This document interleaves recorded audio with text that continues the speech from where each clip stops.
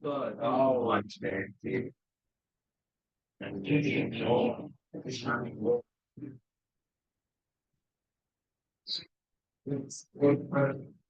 we need to listen. Yeah.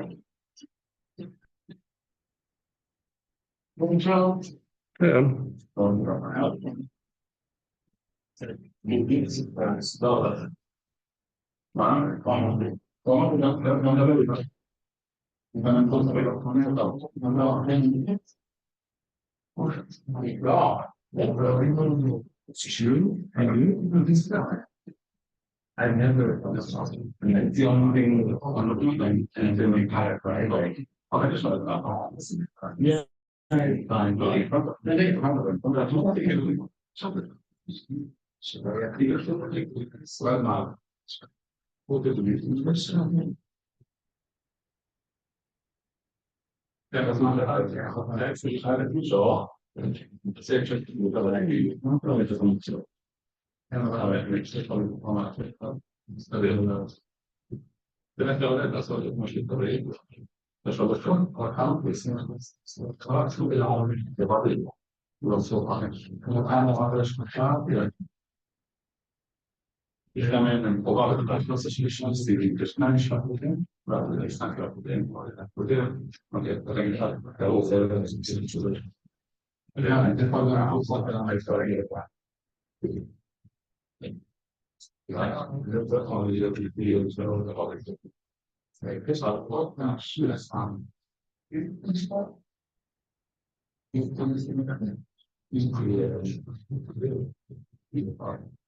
this is not check and to source realization man right but it's not very much so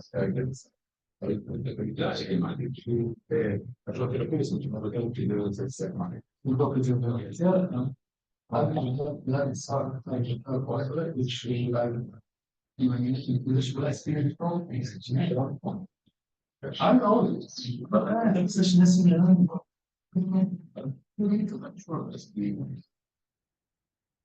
Should I say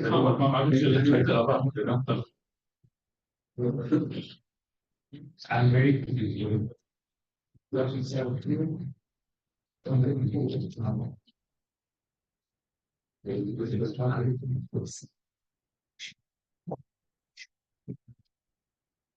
Okay. We don't see how he said.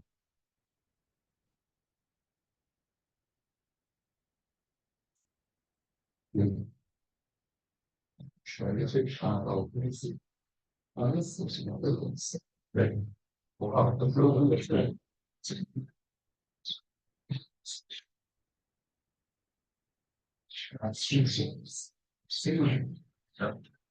la solidarietà c'è, I got it. Non so se vuoi no, vedi?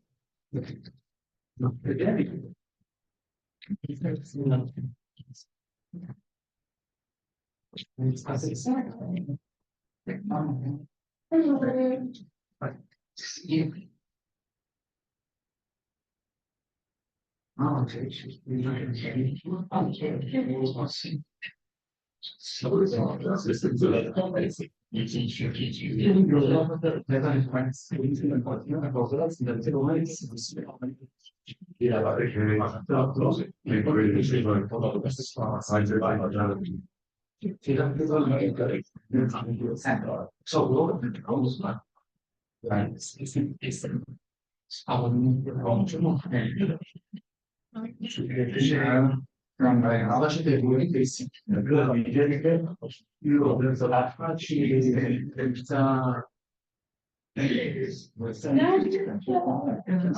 day. two things. Please, literally. So io sto facendo c'è buono, c'è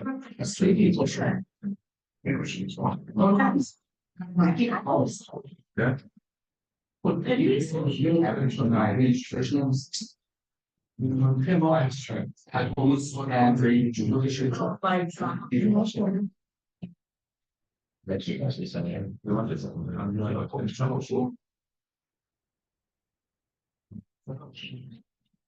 This morning.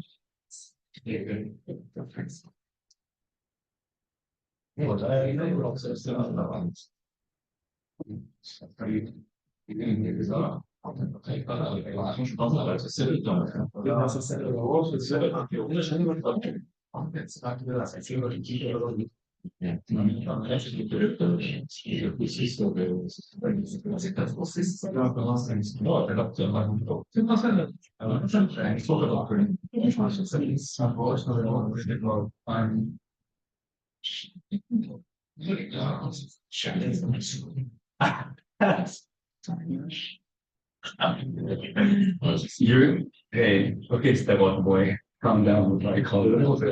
Genocide, you're born, you're doing well. With the ability to lose, it's kind of about it. You can do it, you can make it work. What if you got in mind? Yeah, that's what I'm saying. Like, you do it.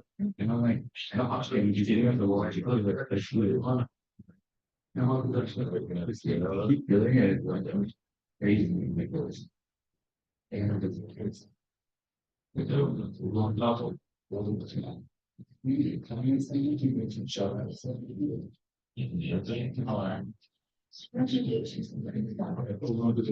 Yeah.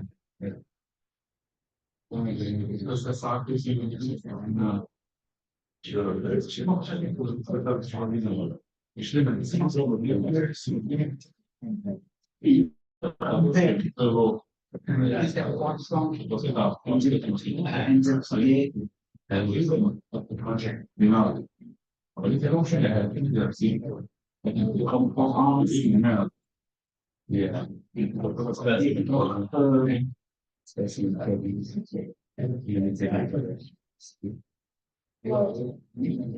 Taking them as for they say we want.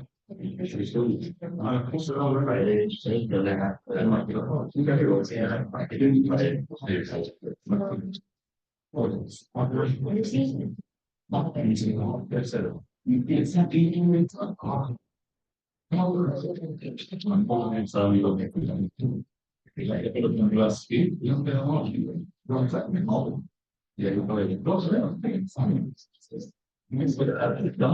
I didn't say that. It's actually really friendly with me. Yeah, because my friends are good. Yeah, like I lost another good and yes, they are like they're just like they're not the news, but I don't like constant. Oh, no, it is what? Yeah, it's like I would take it. This thought, I think oh, you guys took it on money. Like, we don't have to really be here. You know, and that's what it's an area that possibly. We learn about really oh, there's no. No, it's one of the lucky one collection. But I will not call it them. You see them before. Yeah, it's fine. Not to be Oh, shalom. it is narrative and to long limits. Yeah, right.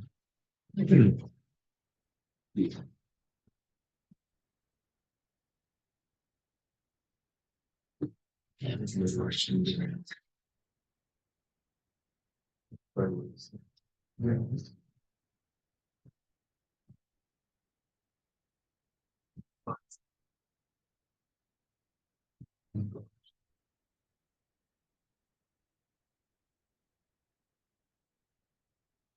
Just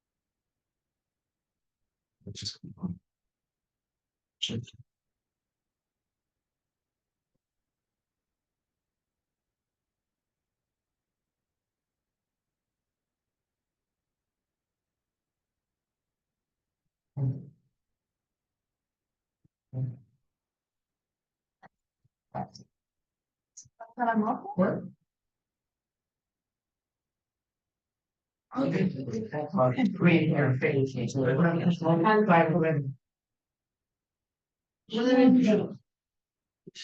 You know, how it's aligned. Do you see the sign? What's your label? Now, where's your vision? Since I have one's left.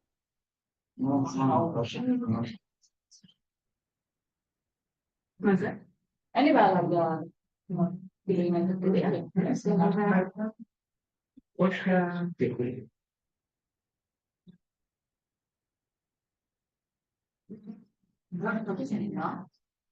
Mas é? Que não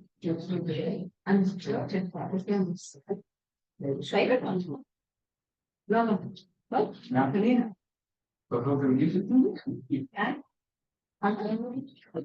Yes, we're saying.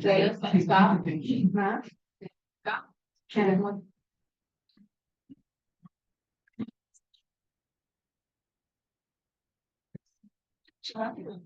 sì, infatti lavoro in realtà c'è la veloce, non faccio vero,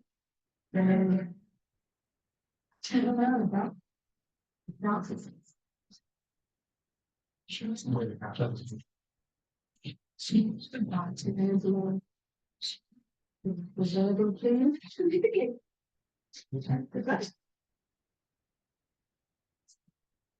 cioè, se fate male una cosa, guarda, quindi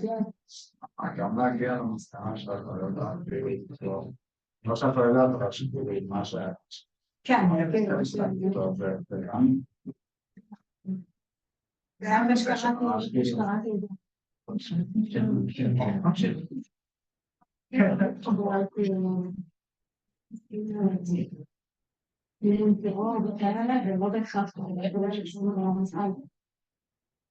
especially the West.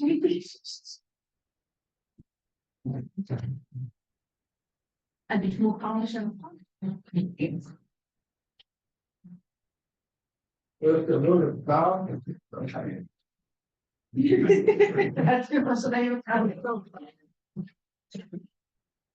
Today, I'm going to teach you several new techniques. I dedicated quite a lot of time in this course for classification, which is one of the most important techniques in AI.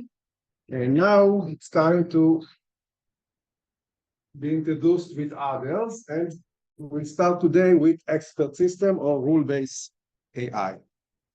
The idea here is that we try to emulate a human expert, taking his knowledge and try to emulate some kind of a decision-making capability of humans. This is basically the idea.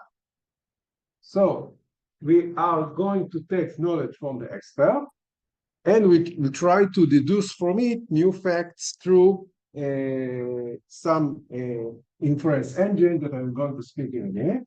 So we are going to capture, sit with, and get information from the human expert. We'll try to embed it into the computer using two things, which are facts and rule sets. And I'm going to give you an example soon. And then after we have this, we need something else, which is called an inference engine. An inference engine is a software that knows to use logic in order to go over those facts and rules. And whenever we ask it a new question, meaning we are going to input something, this is going to work and will give us an answer.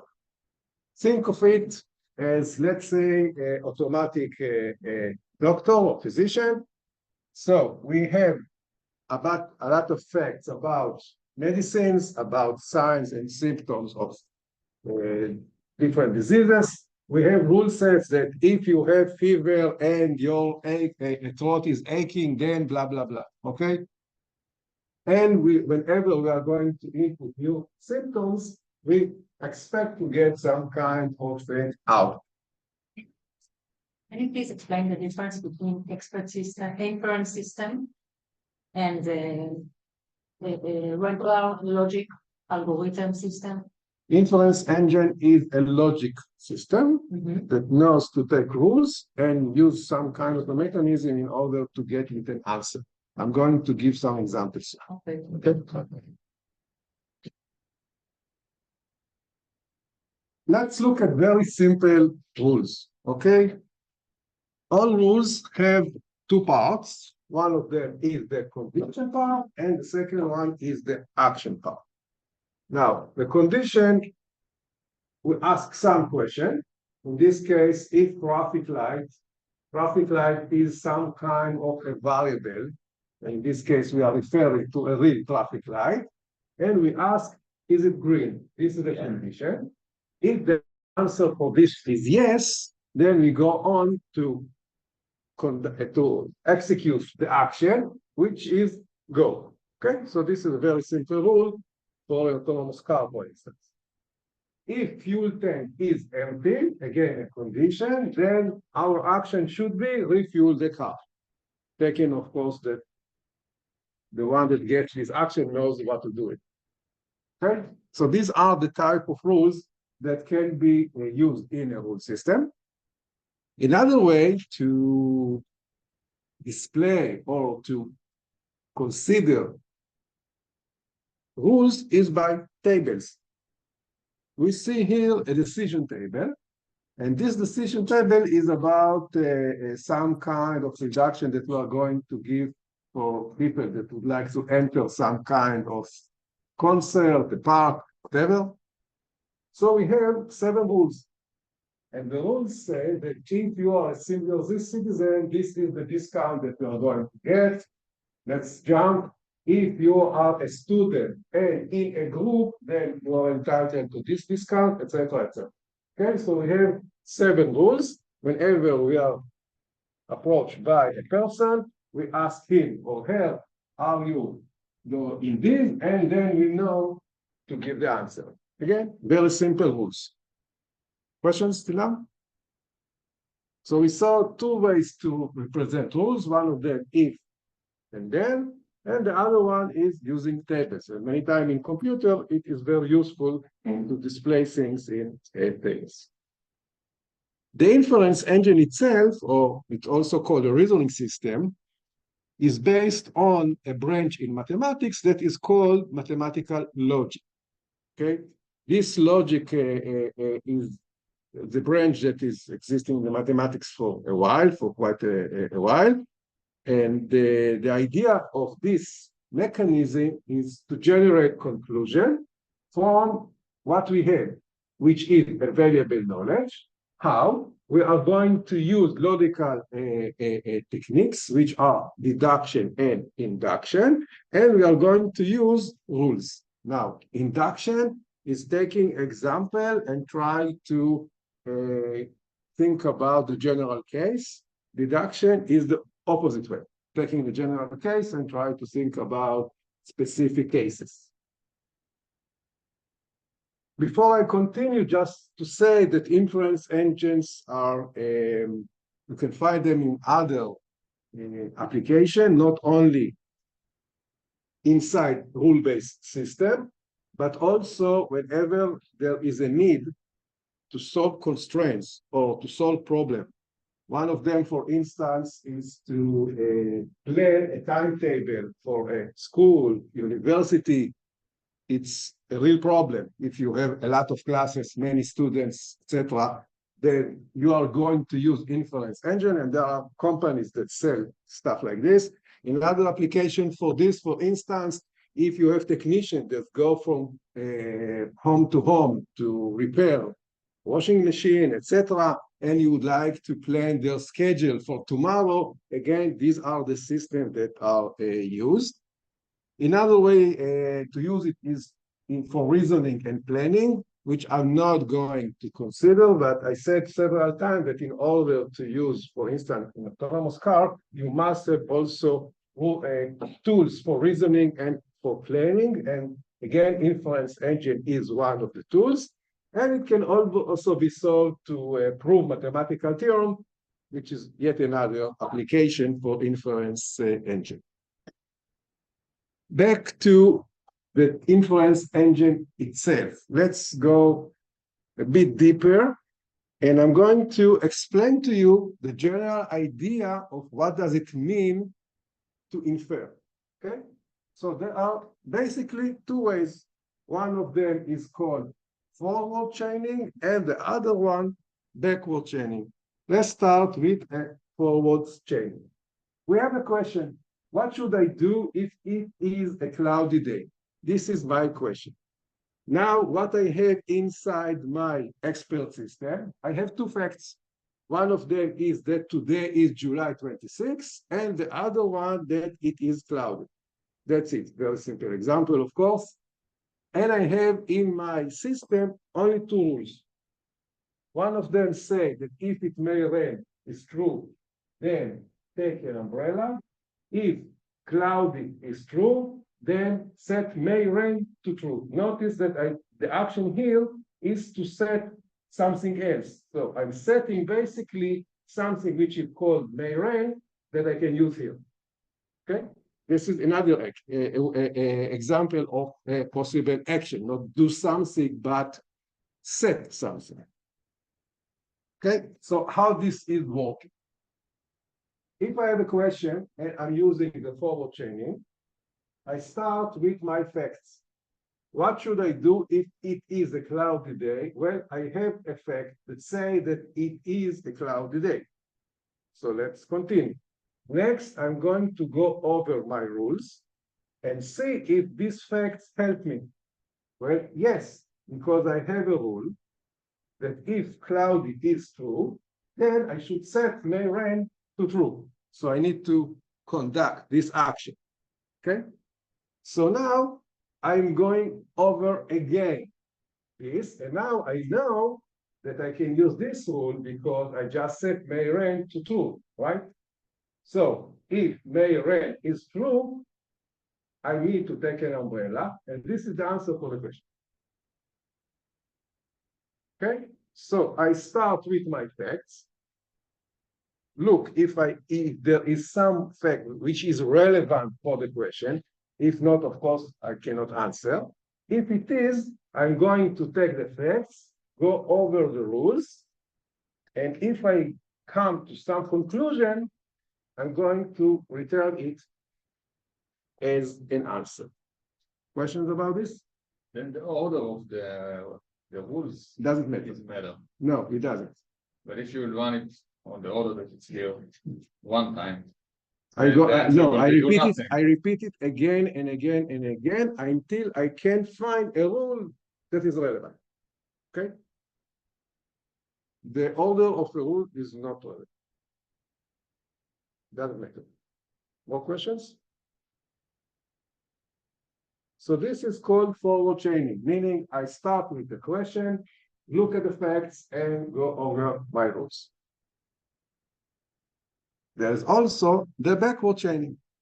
Backward chaining is on the opposite way. And my question now is, should I take an umbrella? Okay, so now I'm not starting looking at the facts, but it's the opposite way. So I look first at the rules. Okay, and I look for a rule that its actions say that I should take an umbrella. Okay, because I was asked, should I take an umbrella? So there is an action, tell me that I need to take an umbrella. Let's see when. And it says that take it if may rain is true. So now I need to ask myself, what about may rain? Happily enough, I have another rule that says may rain.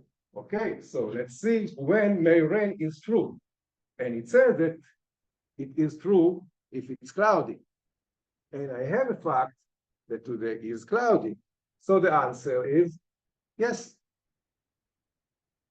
This is backward chaining, meaning I'm not starting with the facts.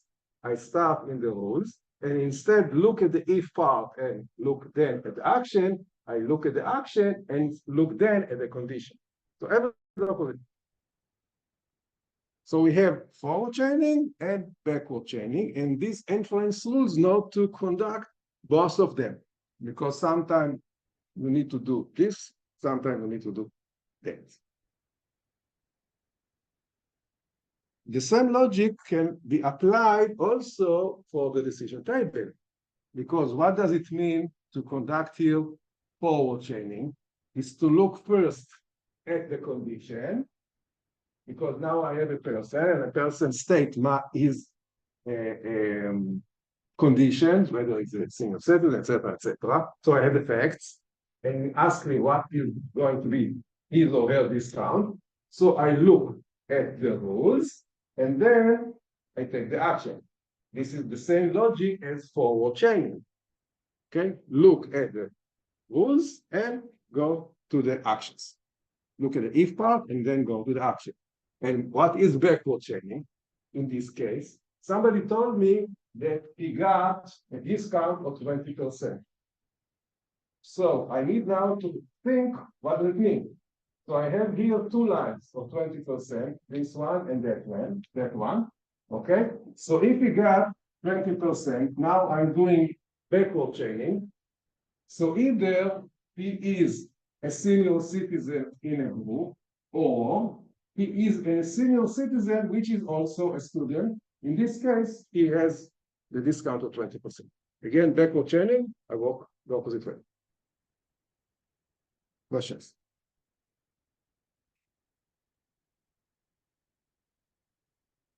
So this is basically the whole idea of how to infer in computers. During the 70s and the 80s, expert systems were very, very popular. Expectation, extremely optimistic. People thought that this is going to be the breakthrough that we always waited for. And I didn't just pick the example of an automated doctor before, because this was exactly the expectation. People thought that we are going to replace the doctors, the diagnostic part of the doctors, with this.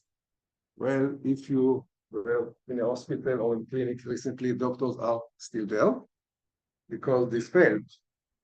Okay, and since the 90s, again, as we saw in many other cases, or we'll see later on also, expert system failed, and we should all switch to machine learning.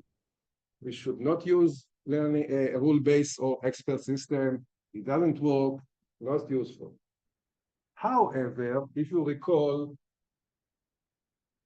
there is an enlightening part afterwards, and people realize, well, yes, it is problematic, and I'm going to explain in a minute why, but there are cases that rule engines are very, very useful.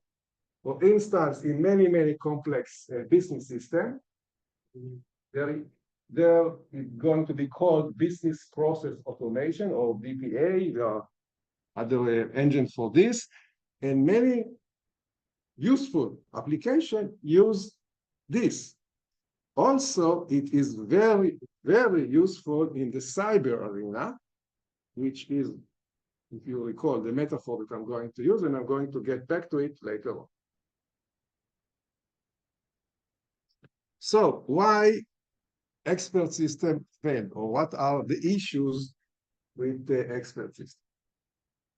First, it requires a lot of effort, because consider nowadays doctors, they know so many things, and they are required to know so many things, and to take everything and to put it in a computer, it's not an easy task. Okay.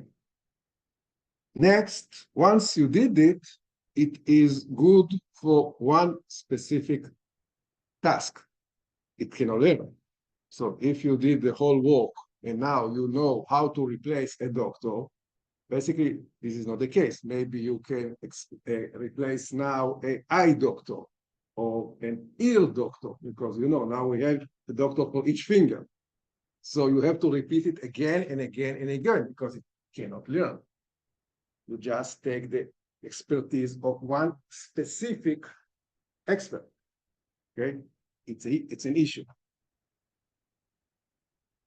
it cannot learn. And if there are new stuff, you need to update it manually again and again and again.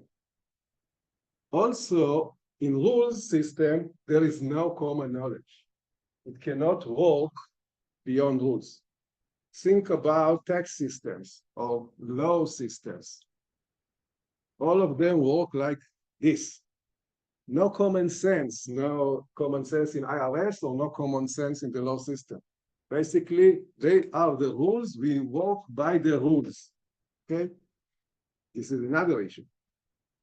And there is another big issue, especially when you speak about trying to replace doctors, and this is called tacit knowledge. Tacit knowledge is something that you know, but you don't know that you know, or you don't know to explain that you know it. In this case, let's look at those EEG.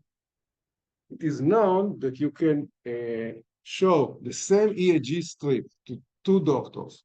One of them is a senior one, and one of them is a junior one. The junior will say, well, everything is okay. The senior will say, wait, here's the problem. And then we are going to ask him, how can you tell there is a problem here? Well, I don't know, it's there. Okay, he has a hunch in his guts, doesn't know to explain why. And this happens again and again and again. Many, many times, doctors have intuitions that they cannot explain how they get to their conclusion. And of course, the more expertise they will have more intuition. Okay? If it looks funny to you, recall that you don't know to explain how can you tell what is a dog. So why do you expect a doctor to explain exactly what he sees in the street? The same thing, the same concept. Okay, it's in every domain. If you have an expert with some kind of expertise, he will see and will tell you exactly immediately why there is a problem or how can he tell. Think about art experts, okay? But they will not be able most of the time to explain why, because they don't know. It's not in their cognition, okay? There's a very nice book about this. It's called Blink, Looking for the First Eye, first sight, that discuss this psychological phenomenon. Okay, so this is a huge issue for expert system, because if the doctor don't know to explain, how can I put it inside the computer? Okay, questions? Next, there are kind of opaque relation between rules, and also what happens when rules conflict each other. Okay. This means that I need to verify that the rule set is consistent.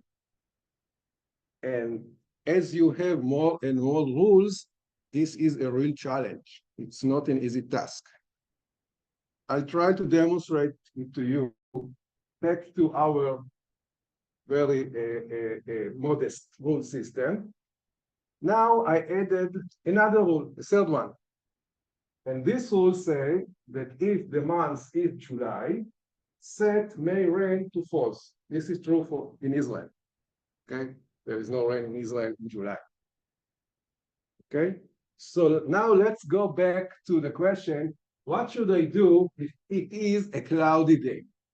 So I had as I said before, I had the fact that it is cloudy, and then it says to me that if cloudy is true, set may rain to true. But if you recall, I had another fact in my bank of facts, which I didn't use till now. And this is the today, July 26th. So if today is July 26th, I need to approach also this rule that says that if the month is July, set may rain to false. So now I have a conflict. One rule say, set it to true. The other rule say, set it to false. What's now?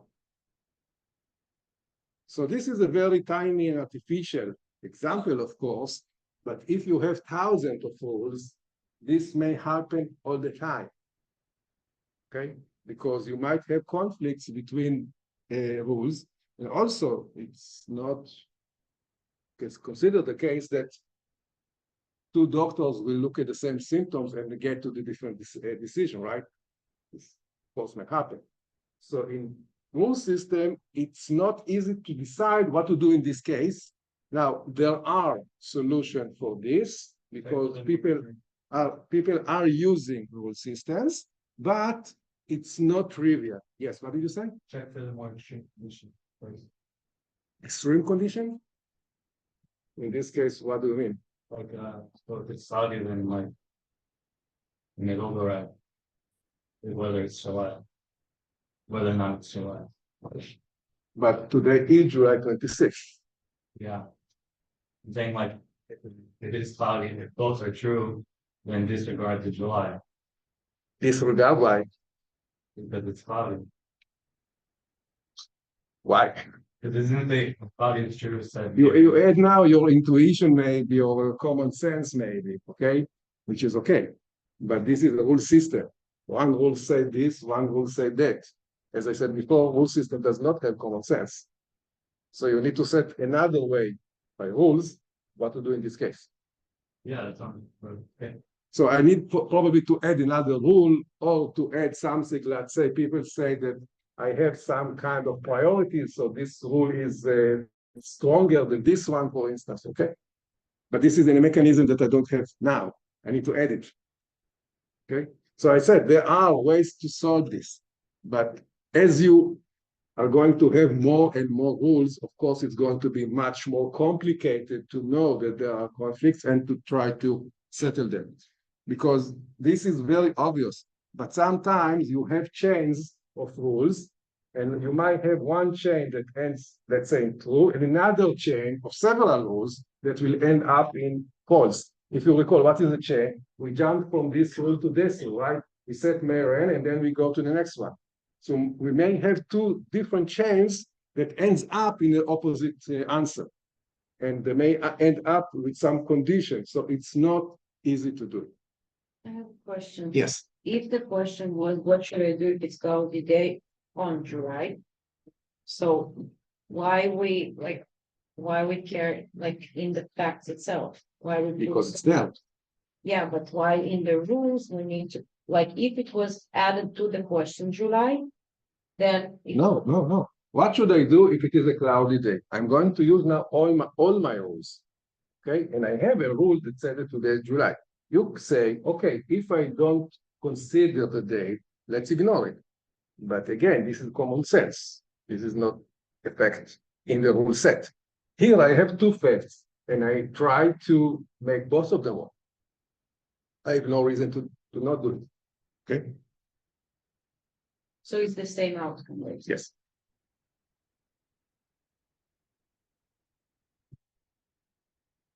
However, although they have flaws, they have also identities.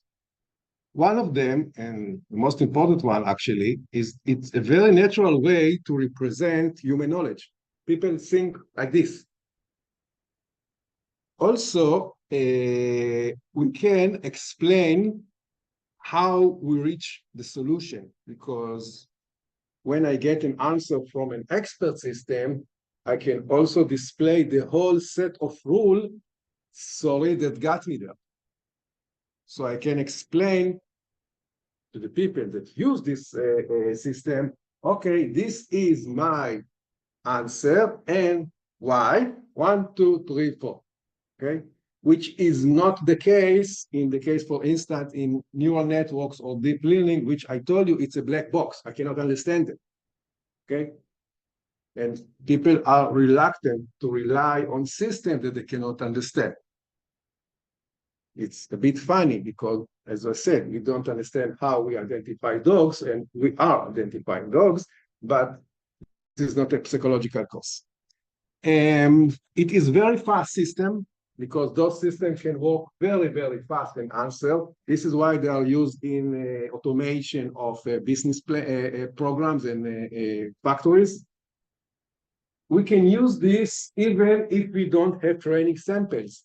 And I told you when we spoke about classification that collecting samples, it's not an easy task. There are many, many cases that I don't have enough samples, or it's very hard to do it, or I cannot do it because of privacy issues or any other legal issue. Rule system, I don't need to collect those samples. I can just put the rule because I'm going to ask the expert. The expert knows the answer because he is an expert. Also, rule systems are deterministic. If you need a concrete answer and you must have the same answer again and again, then this is the way to go. For instance, if you ask Siri, please give me a coffee shop near me, you don't expect to get different answers each time because there is one coffee shop that is near you, only one, okay? Also, using rule system, it is very easy to get rid of unwanted results. For instance, there are some things that I don't want to get them as an answer. So I can set just a list of rules of don't answer that. And I'm going to get back to this later on when we're going to speak about cyber.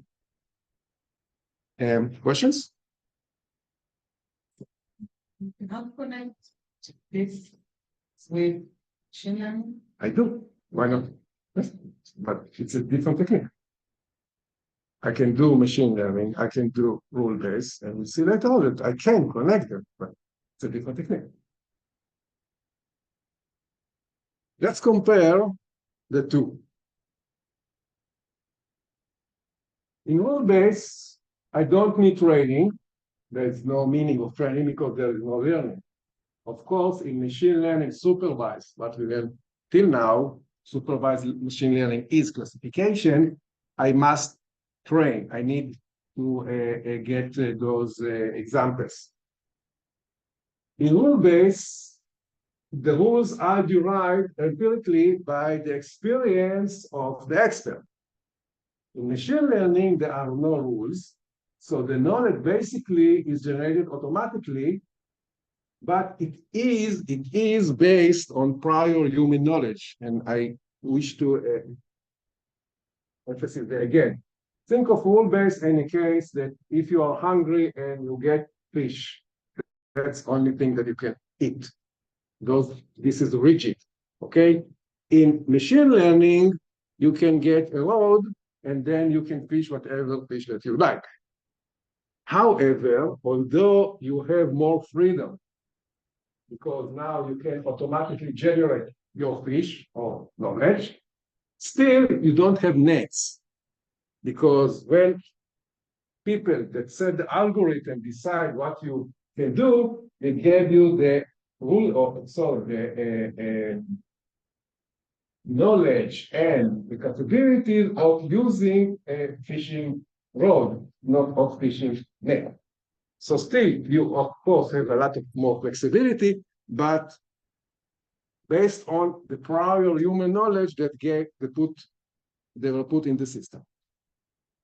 In rule-based, there is a lot of manual effort to generate and maintain the rules, as I mentioned before.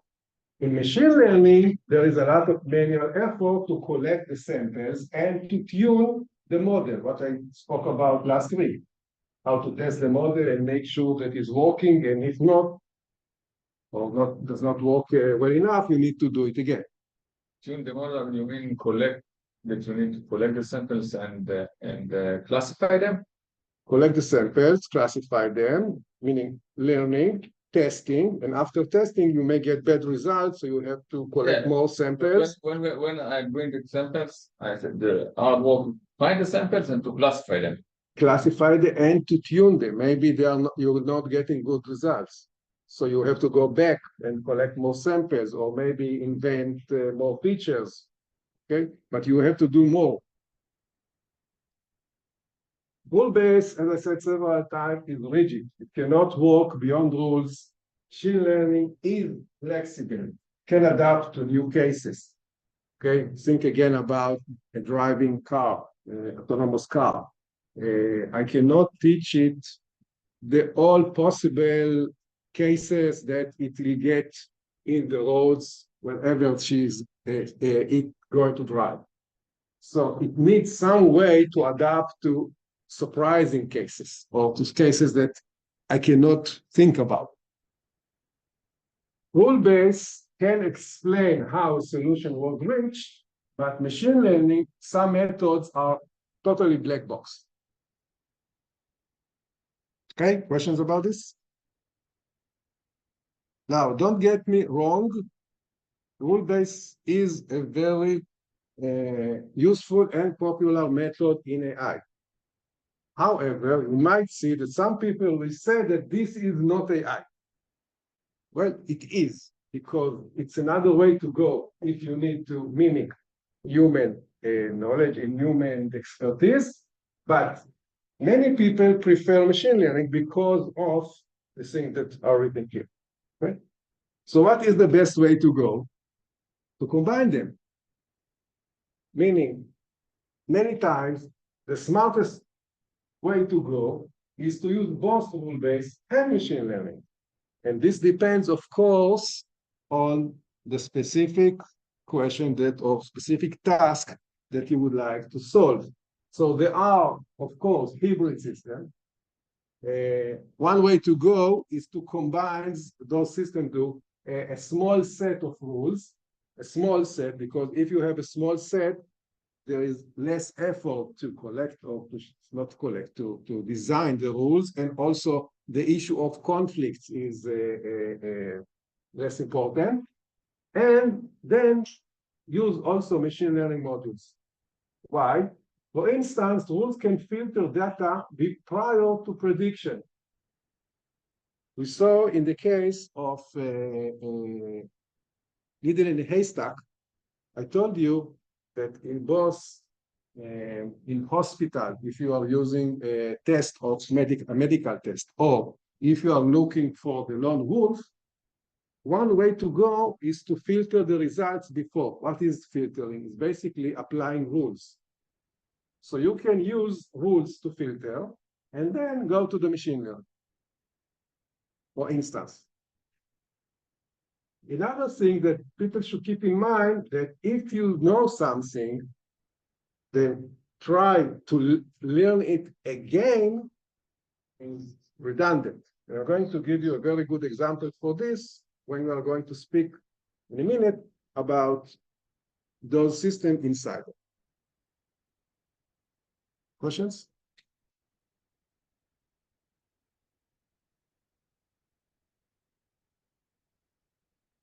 Cyber protection nowadays is based on rule-based per se. Most of what you know or heard about cyber security nowadays is used in rule-based. For instance, there is a notion of blacklist. Blacklist is a list of either IP addresses or domains or a hash of malware that you don't want to get people to open them. All of these basically are rules, a very simple rule. If you see this URL, don't allow your employee to serve to this URL, etc., etc. Also, what is called in cyber world indicator of compromise, all of them basically are, again, rules. This is the hash code of antiviruses, and most antiviruses today are still using rule-based signatures. This is, for instance, how a hash signature of a specific malware can look like. And the blacklist, as I said before, of IP addresses. Again, it's a real link of a malicious website. So, of course, I replace the T with X and put brackets because I don't want people to click on this, okay? But this is a very realistic URL of a malicious website. All these are rules. Also, in spam filtering, people still use something which is called word spotting. And it can be very useful to find mails that are suspicious in spam or in phishing. I'm not telling that everything in this arena is conducted today only by rules, because there are also machine learning in this approach, but rules are still there. And IDS, the system that I showed you last week, which is either detection or prevention, are rule system. All of them today are rule system, and also the SIEM. What is a SIEM? I'm not going to show you IDS rules because they are very technical, and I don't want to get to this level of technicality, but I'm going to show you in a minute SIEM rules. What is SIEM? SIEM stands for the Security Information and Event Management. This is a system that collects all events and alerts from all different cyber sensors, either firewall, IPS, IDS, logging, etc. All those stands for logs, etc. And combine them together in one big system. This is SIEM. This is very popular today, and many companies have this. It's also used for compliance, but I'm not going to get into this. Currently, there are about 50 different vendors for this type of sensor of machines. So most current SIEM, or almost all current SIEM system, relies still on rules. There are some vendors that state that are using machine learning. Some of them do, most of them lie. Okay, most systems today still are based on rule-based systems, and the advantage for this is that those rules are easy to detect if you had bad indication of compromise, such as an IP addresses, etc. And if you have what is called a known threat, if you already know some kind of a threat or some kind of an attack chain, then it's very easy to put it in a rule. And this is what SIEM does. Several very simple examples of rules of a SIEM. Here, I would like to detect a brute force attack. Brute force attack is an attack that tries to guess my password, for instance. So what is the rule? If I see 3 or more failed logins in 1 minute from a single host, meaning there is one specific IP address or host that tried again and again and again, at least 3 times, to log into a system wrongly. Okay, now, of course, it may be that some user just forgot his or her password and try to remember it. Those are the bad luck cases, because in this case, the account will be locked. Okay, but this is a very straightforward rule. Another goal to detect scans or worm propagation, meaning that something on the network is trying to scan around, or a worm is using the same method. So if I see 15 or more firewall, either drop, reject, deny, never mind, something with the firewall said that something is wrong from a single IP address in 1 minute, meaning I see repeated action which is malicious, or at least look malicious for the same machine.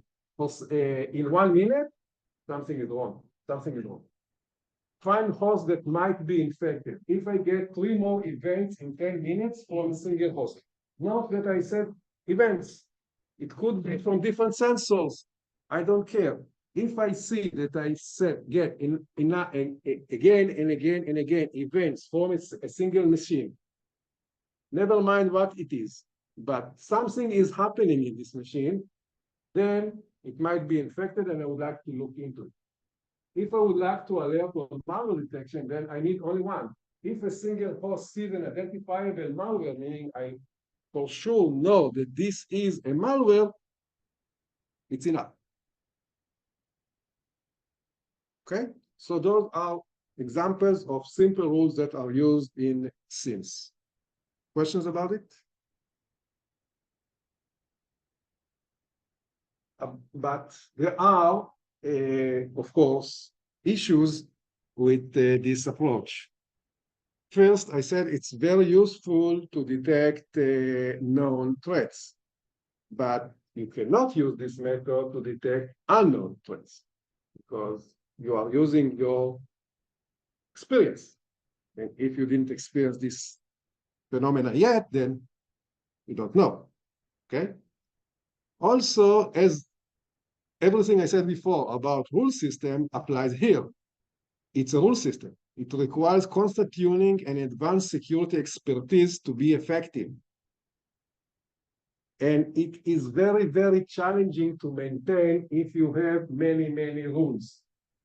And again, we see here the trade-off, the same thing we saw when we spoke about classification. If you have too few rules, then you are going to miss security threats.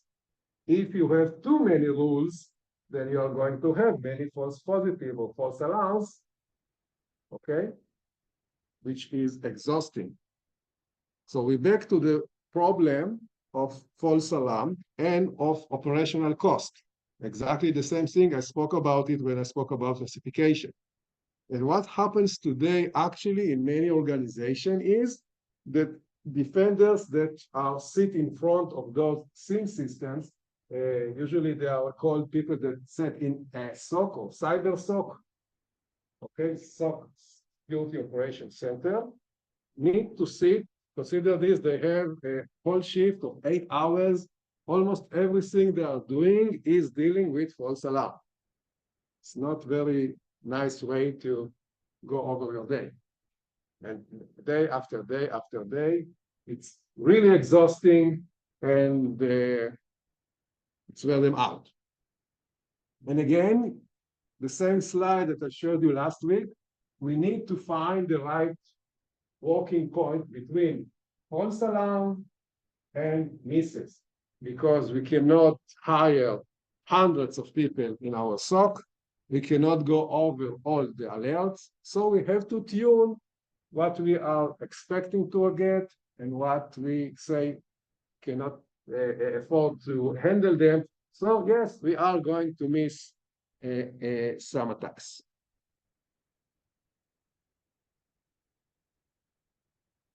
Also, there is a huge operational cost for false alarm in this case, in the cyber world. Because if you are having a false alarm, then you are going to block or delete, for instance, letters which are not spam, or files which are not malicious, or you are going to block access for users that just forgot their password, or basically you are going to conduct for yourself what is called a denial of service, a self-denial of service, because you have those rules that think that something is bad is happening. So you are doing something about it, but it's not. So you're attacking yourself, unfortunately. Questions about it? Okay, let's stop here. We'll start again at 15 minutes after 4.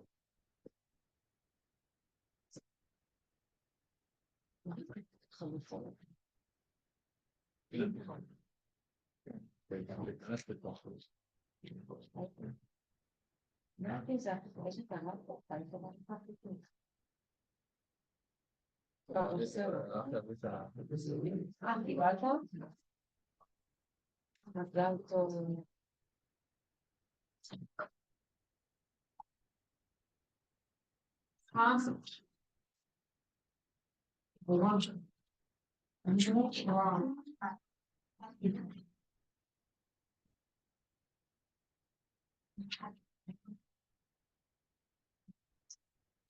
I know, so issue. Okay. Make sure putting what's on it. אני משקיעה. הכל נחתך לאותם ענבים לא, זה יותר מהארץ, מהשמונים. סיפור על פולס אלארם היה לפני שבועיים, צעקות שלמות ממנכ"ל החברה שלנו באנגליה, זה שהם פספסו מאז בגלל ה-IT. מה קרה? החלפנו את המערכת סינון מיילים, וזה המערכת עכשיו, ואז באמת שהלקוח הזה נקלע כספאם, הלך לג'אנק. עכשיו לא שידרנו להם כמו שצריך, שצריך פעם ביום להסתכל בג'אנק, או פעם ביומיים להסתכל בג'אנק. הגיע לג'אנק, שלח כמה מיילים, כאילו מה קורה איתכם? אז הוא נעלם. למה אתם לא נותנים לי, וזה, אז צעקו את הטבע שמיים, הפסקנו את המפעל. אז יש לך מקרה אמת, אתה אומר, זה לא סתם. זה קורה כל הזמן. זה קורה כל הזמן. אני בודק את הספאם שלי כל יום. כן, כל יום. זהו, אבל אתה יודע, אל תדאג. אנשים ברמה שאתה צריך לסמן להם איך נראה זה לא אנשים בחברה תעשייתית.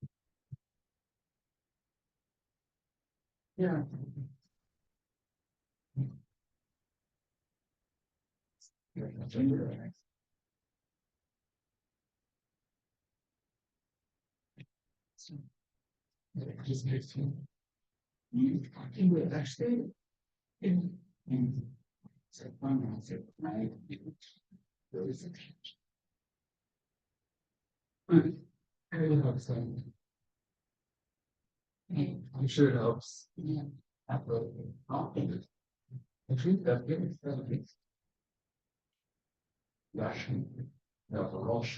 Sounds like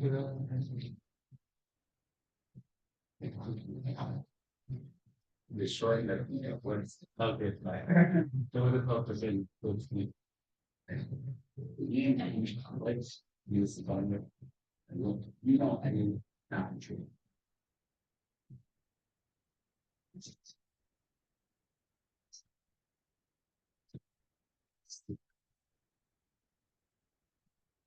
Like the families of the brothers and sisters. Oh, okay.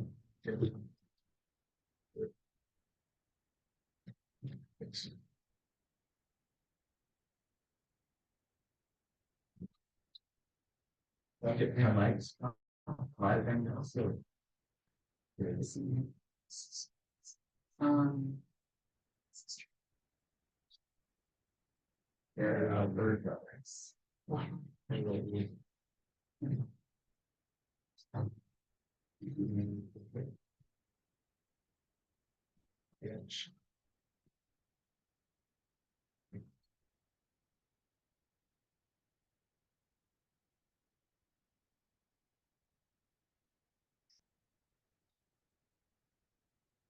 מה קרה באת מחויבת היום? באתי מהעבודה. שמתי את ה... זה לא מקוצר לעבוד.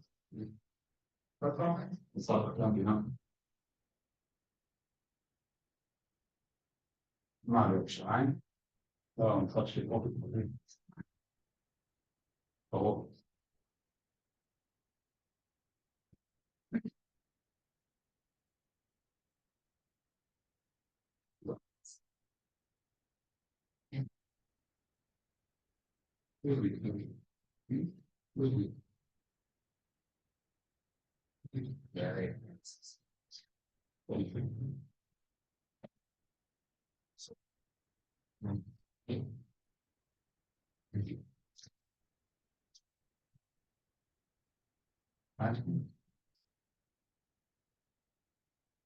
Suitability.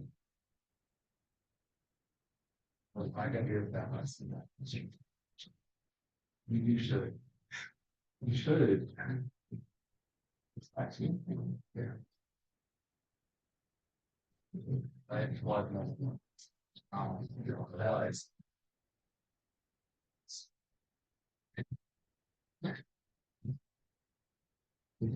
No, you're probably not. I'm a shaman's like, all right.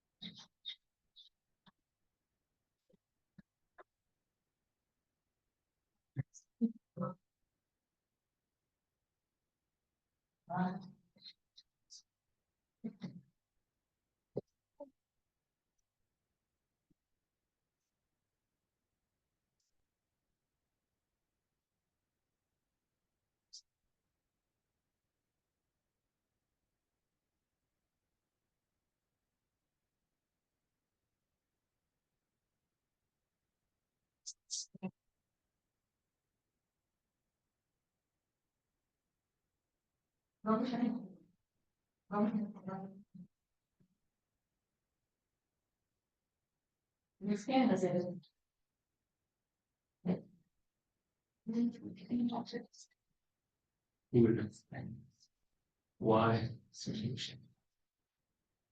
Everybody wants to lie. Actually, the I'm too long. 3,000. Because my family seems to be. Keep the money, keep the deal.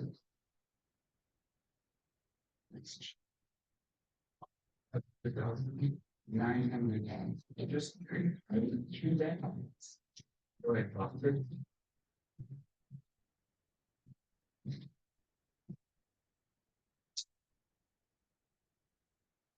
About.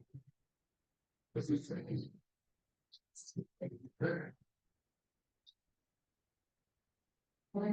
That can be stopped and then place it different. If someone's a little thing.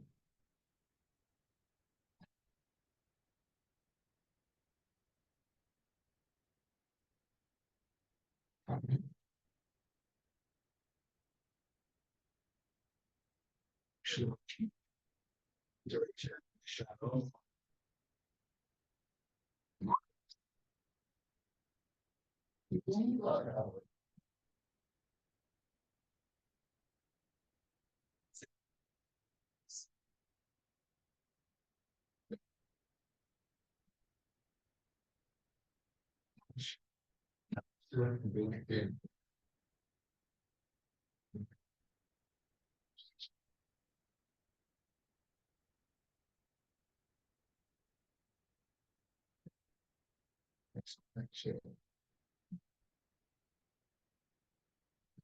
So I've never, associated that with, movie.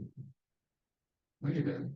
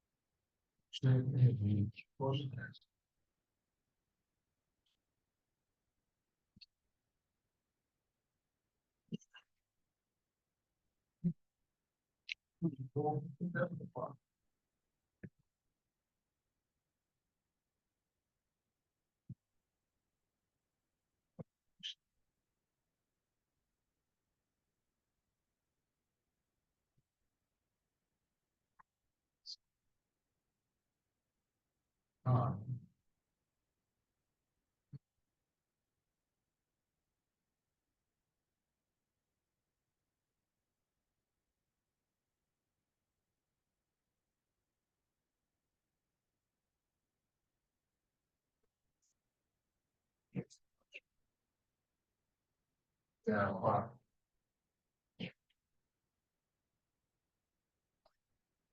So that's.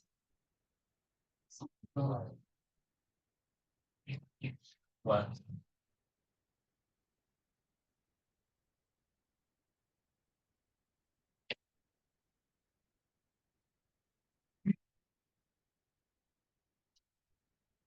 Next, continue.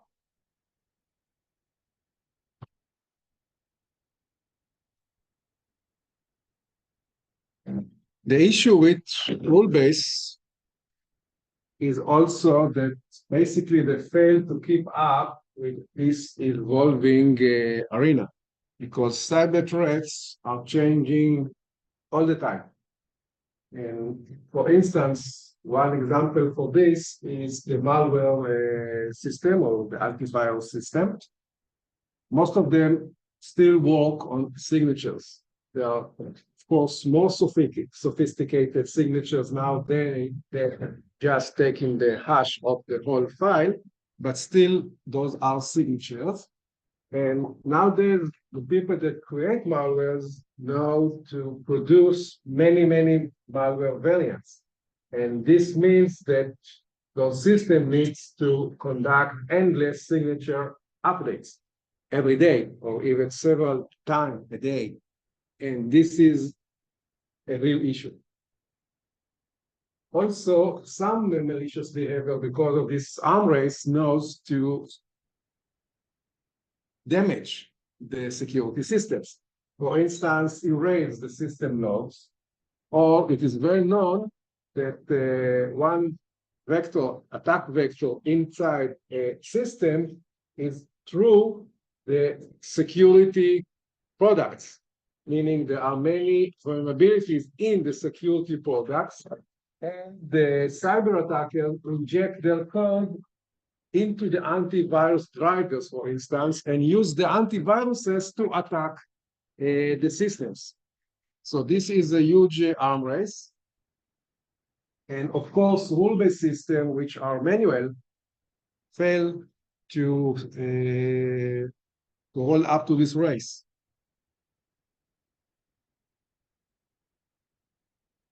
So there are things that machine learning can assist because we need, as I said, to combine, in many cases, both rule-based and machine learning. For instance, there are ways to detect malicious behavioral patterns, and those are called heuristics. For instance, there are patterns of usage of the CPU or ways to use the memory that could indicate that there is an issue. And this is easily done by machine learning, which I'm going to speak about soon after I finish this. Also, I can monitor sensitive processes. For instance, if I know the attacker tried to attack the antiviruses or the system, that I'm going to use some ways, either rule-based ways or machine learning ways, to monitor this. And I'll speak more about this after I will speak also about anomaly detection, which is our next topic. As of today, rules remain a necessity and major rule in combating known security threats, and I don't see this changing soon. Actually, maybe not in our lifetime. And we probably need a combination of supervised machine learning that I already showed you, rule system, and anomaly detection, which I'm going to speak next, both for the sensors, meaning for the security tools that we install on the networks, on the endpoints, etc., and inside the system, the SIEM system itself. We need a combination of all of this. Again, as I said before, for instance, a small set of rules inside the IDS, because IDS is a rule-based system. So let's leave there only a small set which is manageable. And we have some kind of machine learning modules which are going to be used as a sensor that we say something is wrong, but they will not have the last word. We are going to use, again, a rule system to combine them.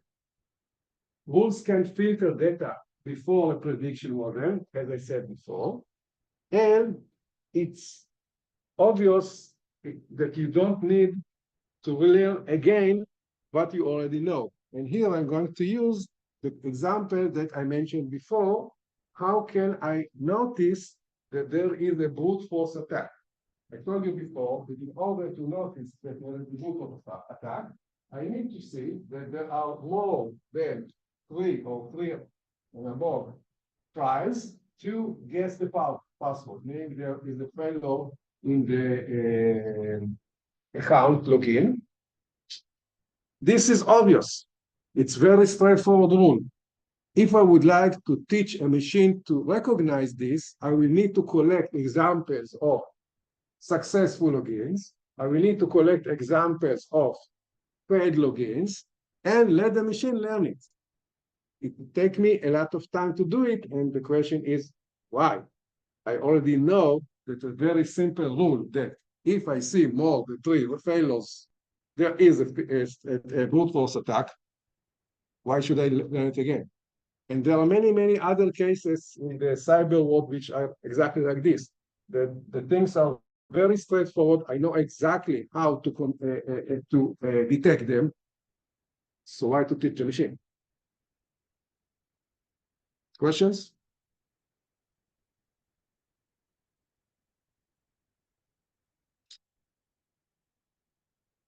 Okay. So I stop this and we move to our next presentation for today.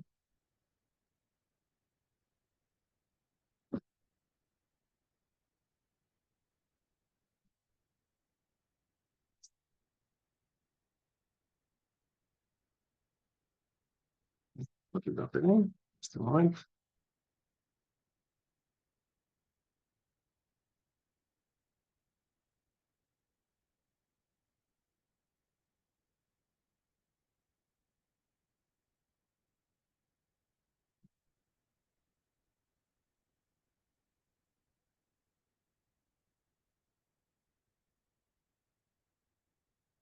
Okay, let's look better.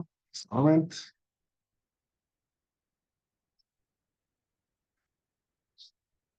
Here is zoom now.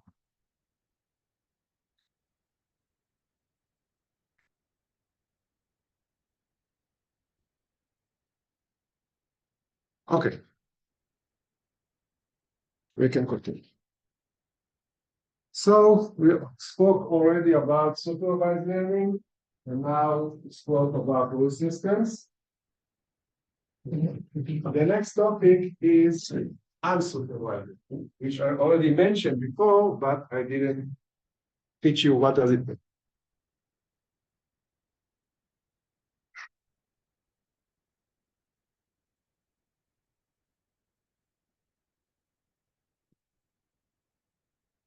So I showed you this already several times before, that we classified, supervised learning classification. I need to put labels on the examples, teach the machine, and then I'm going to use the machine without the labels. And I told you that in unsupervised learning, there are no labels. I just gave the object to the machine, and I'm going to speak soon, just now, about clustering, and I get some kind of result unsupervised, without training. So the main motivation in unsupervised learning is to identify or to look for patterns that I don't know. There is no pre-labeling, and there is always some kind of a minimal human supervision, but it's not as obvious as we see in the case of supervised learning, where we actually put the labels on the examples. Remind you again that still, even you are in machine learning, you have something that was built for you, and you cannot do everything that you can. So I'm going to cover 3 techniques that falls under the title of unsupervised learning. I'm not sure if we'll cover all of them today. If we manage, yes. If not, I'll continue next week. I'm going to start with clustering, which I already mentioned several times before. Then we switch to anomaly detection, which I just said that we need for cyber. I'm going to speak also about the third technique that is very popular in this unsupervised, which is called association rule learning. It is not very useful, especially not as those two, but it is popular, so I'm going to teach it. And at the end, I'm going to get back and continue this discussion about cyber protection and wrap everything together. So let's start with clustering. Clustering or cluster analysis is a method or technique in AI that we try to group a set of more similar objects together, to cluster them. The number of groups that we'll get may be fixed before, meaning we are going to tell the machine upfront what are the number of groups that we would like to get, or calculated by the clustering algorithm, meaning we'll just ask the machine, please cluster the object, and we are not going to tell it how many. So the major difference between supervised and unsupervised, I already showed you this slide previously when we spoke about supervised, and I told you that there is feature 1 and feature 2, and I represented the labels by using, in this case, shape and color, and the task was to try to guess what is this, meaning whether this is, should we put this in this group or in that group. This is basically the whole idea of supervised. In unsupervised, we can have the same thing, feature X1 and feature X2, but since this is unsupervised, there are no labeling. Everything is the same. We cannot say anything about those objects. And our task is not to try to predict what is the cluster or class of a different object. No, those are the objects that we have. That's it. Now, please cluster them. And I can get, for instance, this as a result. So the machine will tell me, look, you have here two groups. This is group one, this is group two. What does it mean? It's up to the people that run the algorithm to decide. But you have here two groups. So in supervised, we have labels, and the idea is to try to classify the next object. In unsupervised, this is what we got. We have no concerns of any other object, just those that I had before. In the supervised, isn't it like this is the model that we're building? And then We are using it. and then we're using it on the yellow. Right. But in the unsupervised, it's not the same. It's not like we're building a model No, and then use no. It's a one time, Okay. and we just those are the object. We have no concern about other objects as we hear. Okay, these are my objects. I don't care about others. Just let me know if you can split them into groups. That's it. So it's One not time. a model that. No. It's a one-time process. Okay, these are my objects. I don't care about anything else. Please divide them to groups. That's all I get. The main idea here is to gain some kind of insight from the data that I have. I don't care about more data, only the data that I have now. And then I'm going to observe the groups that I got and say, okay, what can I say about it? And this is what I mean here, that this is an exploratory method. Okay, I have data. I would like to explore my data. And many times, this is a step toward further analysis. For instance, after I get more insight about my data, maybe I will go on and try to make a classifier later on. Okay? So in this case, I got two groups, and I can now look at them and say, okay, I can now get an insight that some groups are round and some are not.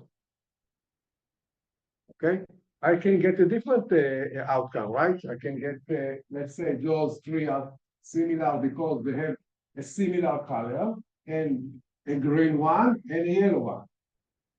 It's a possible outcome. And then I will say, okay, I see that color is very important to divide those shapes. I can also get division. I can get 3 apples, orange, and a banana.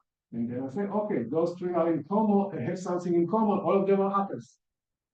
Okay, so I get a result, and then I look at the result and try to understand what is going on. This is the idea in this method.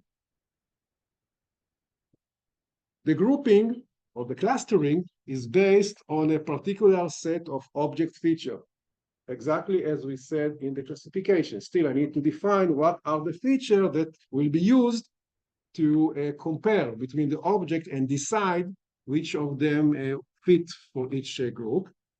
And I also need a definition of a distance metric, as I said, with a classification rule. If I would like to say that those are more similar than these, I should explain how can I measure. Let's see several illustration examples. Again, just for illustration. Let's say I have 2 features that I would like to measure for each of those animals. One of them is the width of the animal, and the second one is the height of the animal. Okay, so I can ask the machine to cluster those animals, and maybe I can get this result. So I see that there are 2 animals which are quite short and also fat. Those 2 are taller, but wider, and those 2 are very tall and very thin. Okay. In this case, and there is a joke that you can not always tell if an alligator is greener or longer. Because if I would like now to cluster those shapes or objects, I have a dolphin, an alligator, a cabbage, a ball, and a train, then I can get 2 results. if the crocodile is greener, then this is a very good result, right? These are green objects, and those are not green objects. If it's taller or longer, then this is the result. Now, which one of them is correct? Both. Both and none. Both make sense. Okay, because the notion of what is correct here is not defined. I can get some kind of a result, and then up to me to decide, does it make sense to me or not? In this case, yes, makes sense. Green object, black and white object, or more black and white object. Here I can say round object, longer object.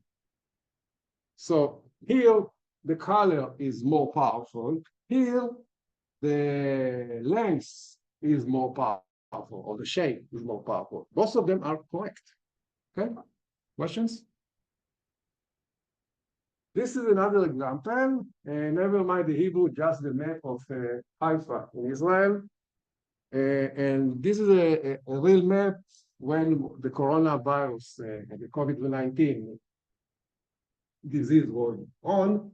This is from the health department of Israel, where there are people that sick with corona, okay, where they are located. So I can ask the machine to cluster this, and maybe I can get this result. Now, what are my insights? Well, there is here an area with many sick people.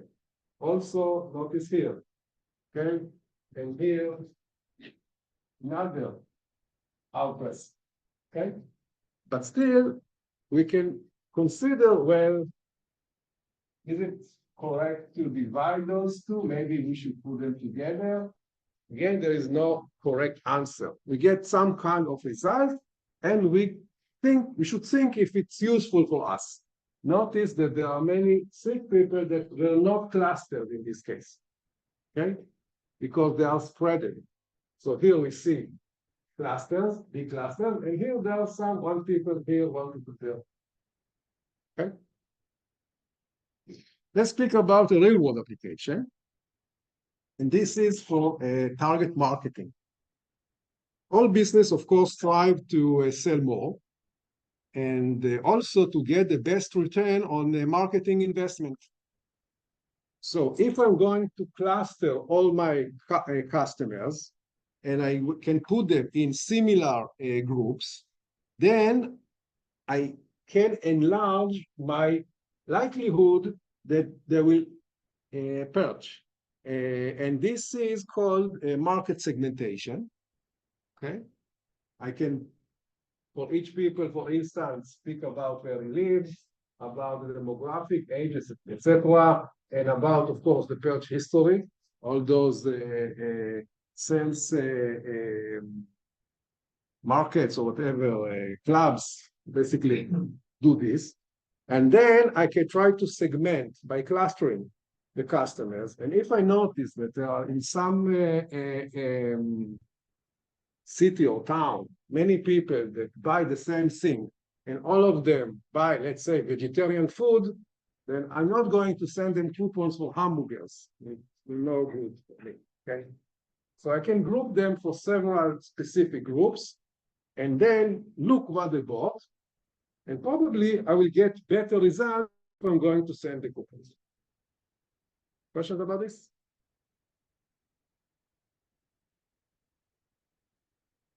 So basically, this is the whole idea of what is this technique. One time trying to divide the object into clusters. And now I'm going to demonstrate to you several algorithms how to divide the objects, okay? There are actually hundreds of algorithms for clustering, many hundreds. Told you before, everyone needs a PhD degree, so one needs to invent a new algorithm. But the most common algorithm are those four. I'm going to show you all of them. One of them is called centroid-based clustering, or K-means. This is a very good example for this. Another one is using distribution, meaning distribution theory, probability. The next one is using density, and the last one is using connectivity or hierarchy. And let's see next.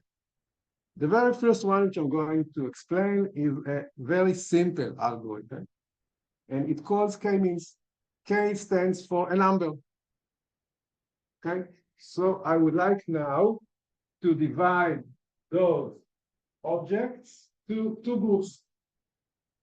Okay, in this case, I say upfront what are the number of clusters that I wish to get. Okay, so how this works? I start by randomly choose 2 points somewhere. Those called the centers. I can choose them as an object or even just somewhere.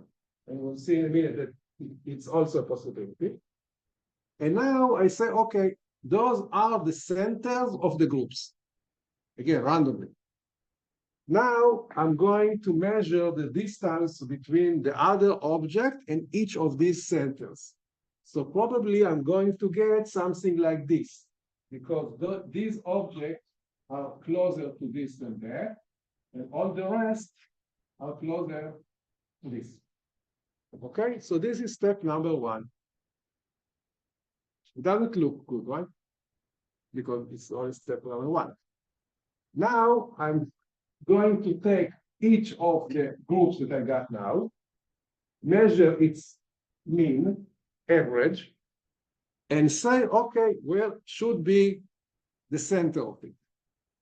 So this probably it's not going to change, but this, because those are farther, then the center is not here, probably somewhere there, right? So I moved the center. Now, again, I measure the distance of each object to the new centers, and probably I get this. Okay, so all those red dots belongs to here. This, the distance from here is smaller than there, so it belongs to the blues. And now, again, I compute the average of each group, and probably I will pick now a different center. Okay, and this is the result. Let's see this in action.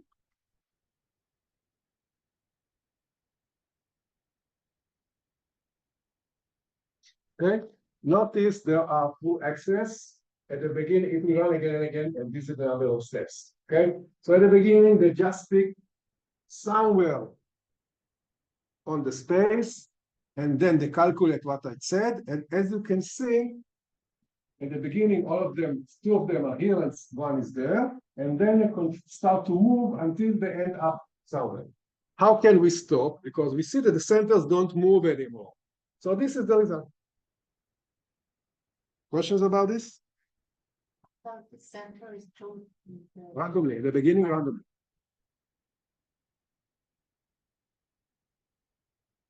Okay, questions?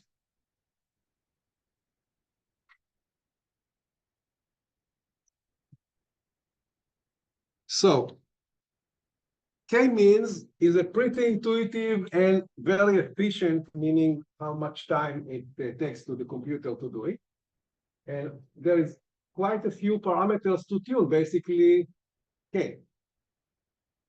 The cons is that I need to define k. Many times I don't know. If I go back to the example that I gave you before about the market segmentation, I don't know how many segments are in my clients. So it's just a guess.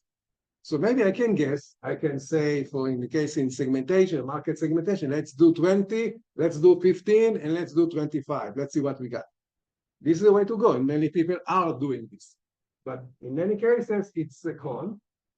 It is sensitive to initial condition and to outlier, because I told you that the first centers are randomly. So the outcome may change between runs, because each time we start with different position, so we can get different answers. And it is very sensitive for outliers, meaning if we have some points or objects that are very far, then it's going to affect the results. So this is what I have to say about the k-means. There is a very, very similar method, which is called expectation maximization or Gaussian mixture. What is a Gaussian? Well, basically, this is a 2D dimension of a Gaussian, the bell-shaped curve. And this is a third dimension drawing of the bell shape. Okay. This is a very common curve in probability theory. This is the normal distribution. Okay. So instead of using circles, because in the previous method, I always calculated the average. Average is a circle. If you don't know, the shorter path between a point and a center is always a circle. Here, I don't going to use a circle. I'm going to use those Gaussians. Why this is invented? Because there is a very famous method in mathematics to try to estimate function, which is called Gaussian mixtures. Because although the bell shape looks as a bell, you can control the width of it and the height of it. So there are different types of bells, okay? So if I can take several bells, and I'm going to show you just one real-world application for this. This is coming from biology, and I'm not going to get into the biology of this. But when you cells in our immune system proliferate, meaning they grow, then they divide. And how people know what is going on, they put some kind of a dye inside the cell, and then the dye will split when the cell will split. And usually what we get is something like this. This is a histogram count of cells and how much dye I have in each of the cells. That's all I'm going to say about biology. Now, from this, it's very difficult to say how many times the cell was divided. But if we try to do something like a Gaussian mixture, if you can look at this, now it's very easy to count. You can see also first that I can estimate the curve. This is the red line, and it looks quite well. And now I can count 1, 2, 3, 4, 5, 6, 7 generations. Okay, so this is one application of Gaussian mixture, and it's very used in many, many aspects in science.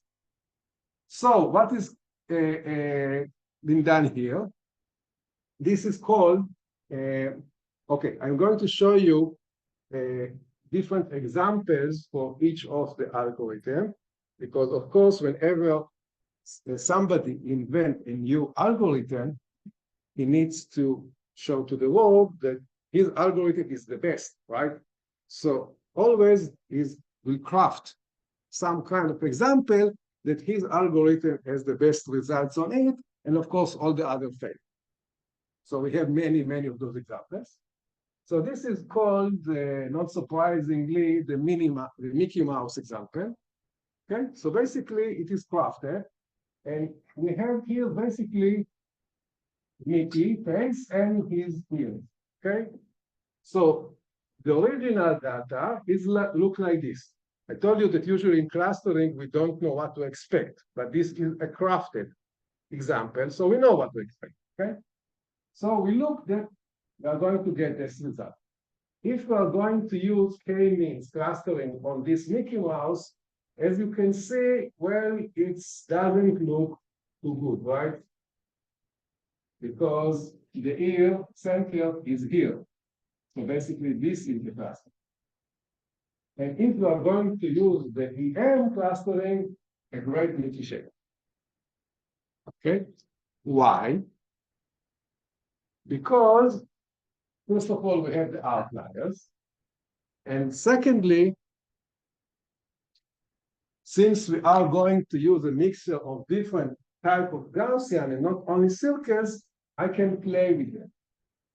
So I can use more, I have more flexibility. I told it for several times in this course, if I have more flexibility, I can do better. Let's see this also in action.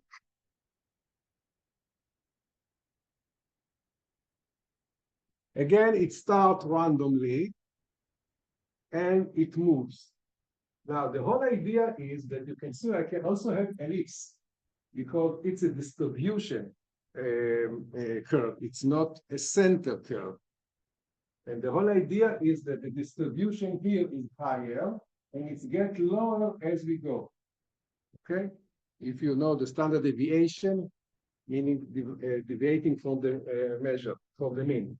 And also know that I can have overlap between the classes. Okay? Questions?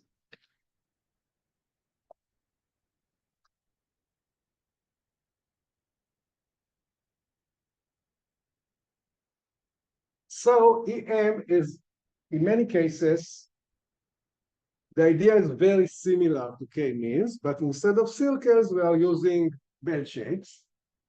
Okay? And it's doing much better in many cases than the K-means. But of course, sometimes it fails because somebody invented another algorithm. So we have a case where it's failing. And this is the case because we are using those shapes. As you can see, the group here looks like some kind of an arrow. Okay? And this is, it does not look good. Okay? So the pros of this method, it does support mixed membership because of the overlap. We can get results that it belongs both to this or with some probability to this, with some probability to that. The cons are basically the same as we have in K-means, because again, we need to determine the number of classes, exactly as we had before. The outcome may change between runs because it starts randomly. And it also might suffer from overfitting and also suffer a bit from outliers, less than K-means, but it can. So the next method is called DBSCAN. DBSCAN stands for density-based spatial clustering of application, if you would like to know. And with noise, the N stands for noise. And in this case, as you can see, this example, DBSCAN do great. Why? Because this was crafted by the algorithm, the people that invented this algorithm. So EM here, DBSCAN is doing great. Now, to explain DBSCAN, it will be much easier to see.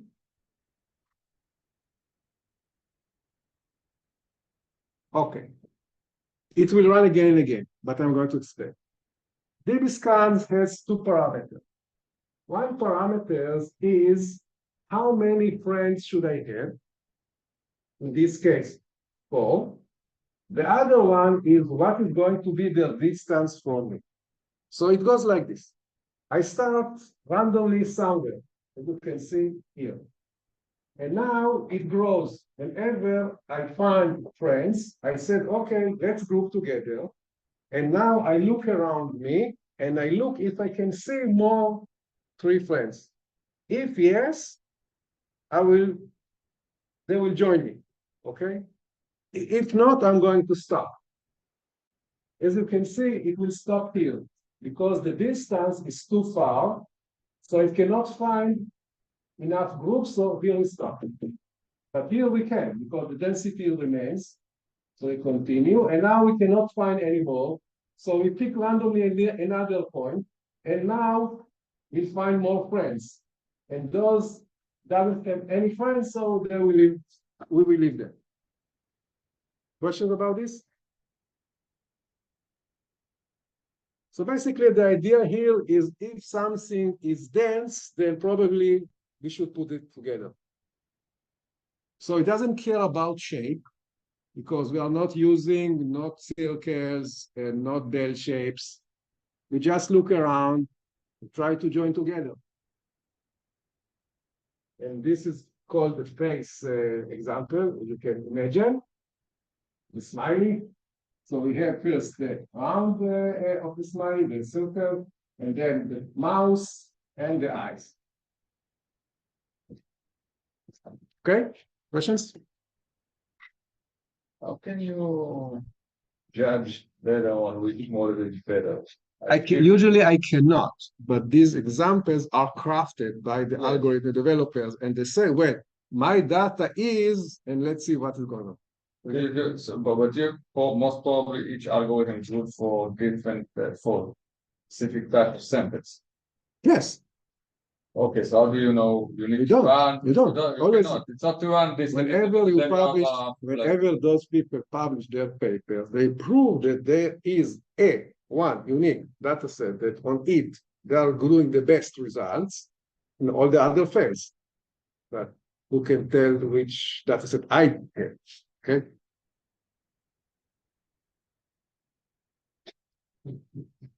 Of course, there is another example where the discount fails. This is something similar to the Mickey Mouse, but one of the ears of the Mickey Mouse are a bit apart. Okay, so it's done great on the ears, well, almost. But since the density here is not the same, it thinks that those are outliers. Doesn't contain all of them because they are too far. So the pros of this method is that there is no need in this method to decide upfront the number of clusters. It will give me the result, which is many times it's better. I can find arbitrary shape of clusters, not only circles or bell shapes. The results are pretty reproducible because of the density is ground truth. If I start it whenever I start it, I'm going to get again and again and again the same deterministic results. And also it knows to identify outliers because outliers don't have enough friends. So it's a very, very good bonus of this algorithm. However, it's problematic if there are large differences in densities, as I just showed you. And also, I need to tune two parameters, the distance and the number of neighbors. And it's maybe tricky. So you don't need to set number of clusters, but you do need to set the distance. Yes. Questions? The last one, which I'm going to show you, another approach. This is called the hierarchical clustering. And it took the approach of similar to the trees that I showed you in classification. It goes like this. And there are also hundreds of ways to do hierarchical clustering. I'm not going to get into details. Each object look around something similar to the density and try to find friends. And in this case, let's say those group together. And now each group try to group again, larger groups, until everybody are a very happy family together. Okay? It's called hierarchical clustering, and I didn't copy all those objects for here, just for illustration. Each object look for a friend or several friends, and then the group look for for more friends, etc., etc., etc., until everybody are together. Okay, this is why it's called hierarchical. And again, it is going to be easier to see the demo.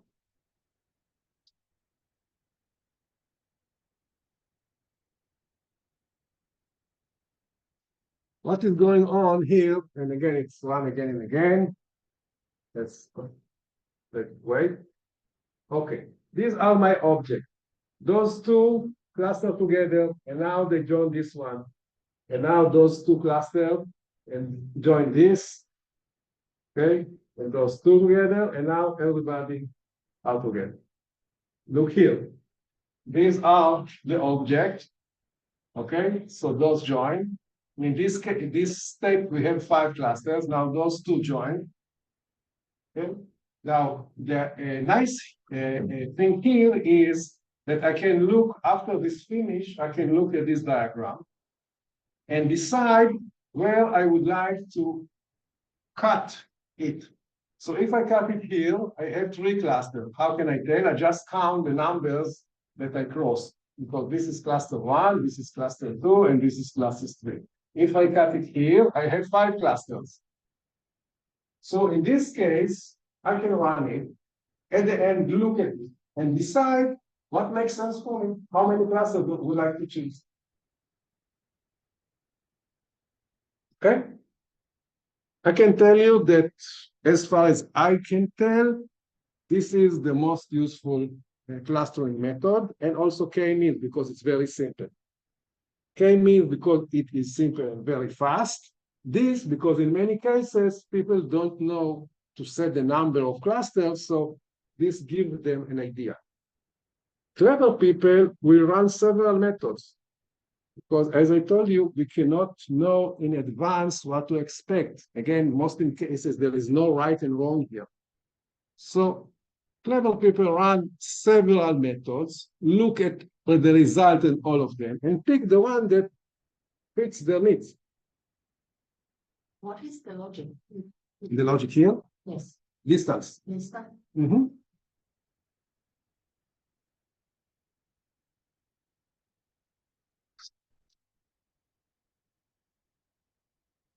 So to end up this part, the pros and cons of this are the number of clusters can be chosen. I don't need to set it.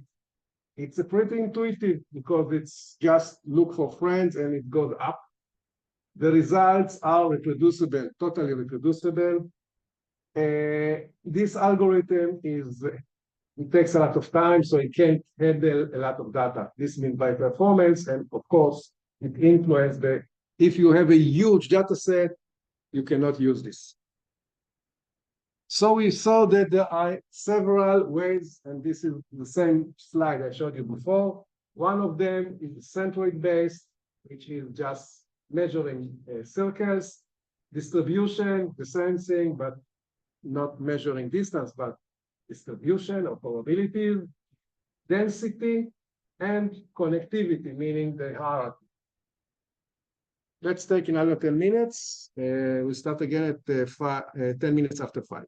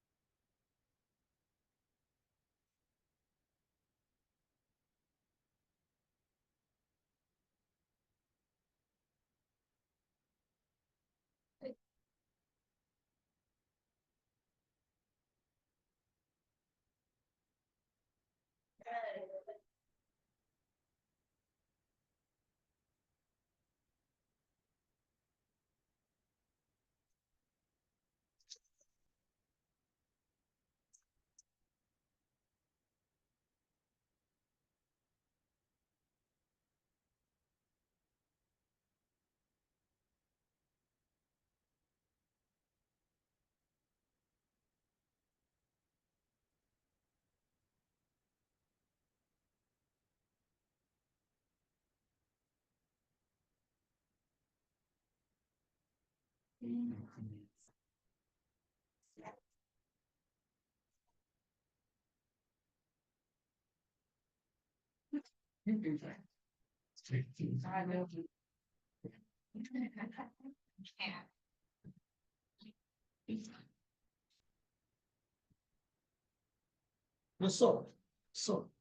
מה שלומך? מעניין היום, בסדר? אתה מתחיל ללמד. עוד תשעה. אוקיי. בכיתת מלמד. למדת כבר איך עושים את ההקלטות הטובות? צריך להפעיל את זה מהדייס. כן, ולא רק זה, צריך שהוויס יהיה מפה, הוויס אני מפעיל מפה, כי אחד עושה לי אקו מטורף. לא עושה לי אקו. אוקיי. כיתה שם כנראה זה יותר מסוגל. יכול להיות, זה בידע.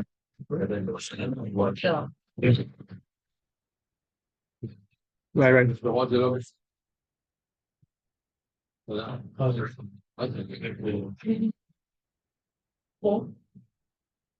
לא דעת עדיין. שנייה. גם כאן שקולה. אני החלטתי כל ערב ככה, הוא בדרך חלק, הבאתי לו את הפוך מקודם. כן, כאילו לא שם לב, אמרתי לו, מה עם תקוע?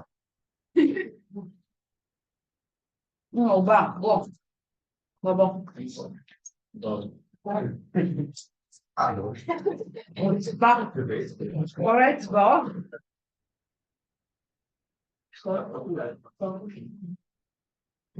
Okay, before I continue, I would like to make clear that I showed you the different algorithms so you understand how things are conducted. But when I ask you to choose the techniques for your homework, I don't expect you to speak at this level, okay? All you need to say that clustering can be applied. You don't care which type of clustering, okay? So everything for you is wrapped up as a clustering technique.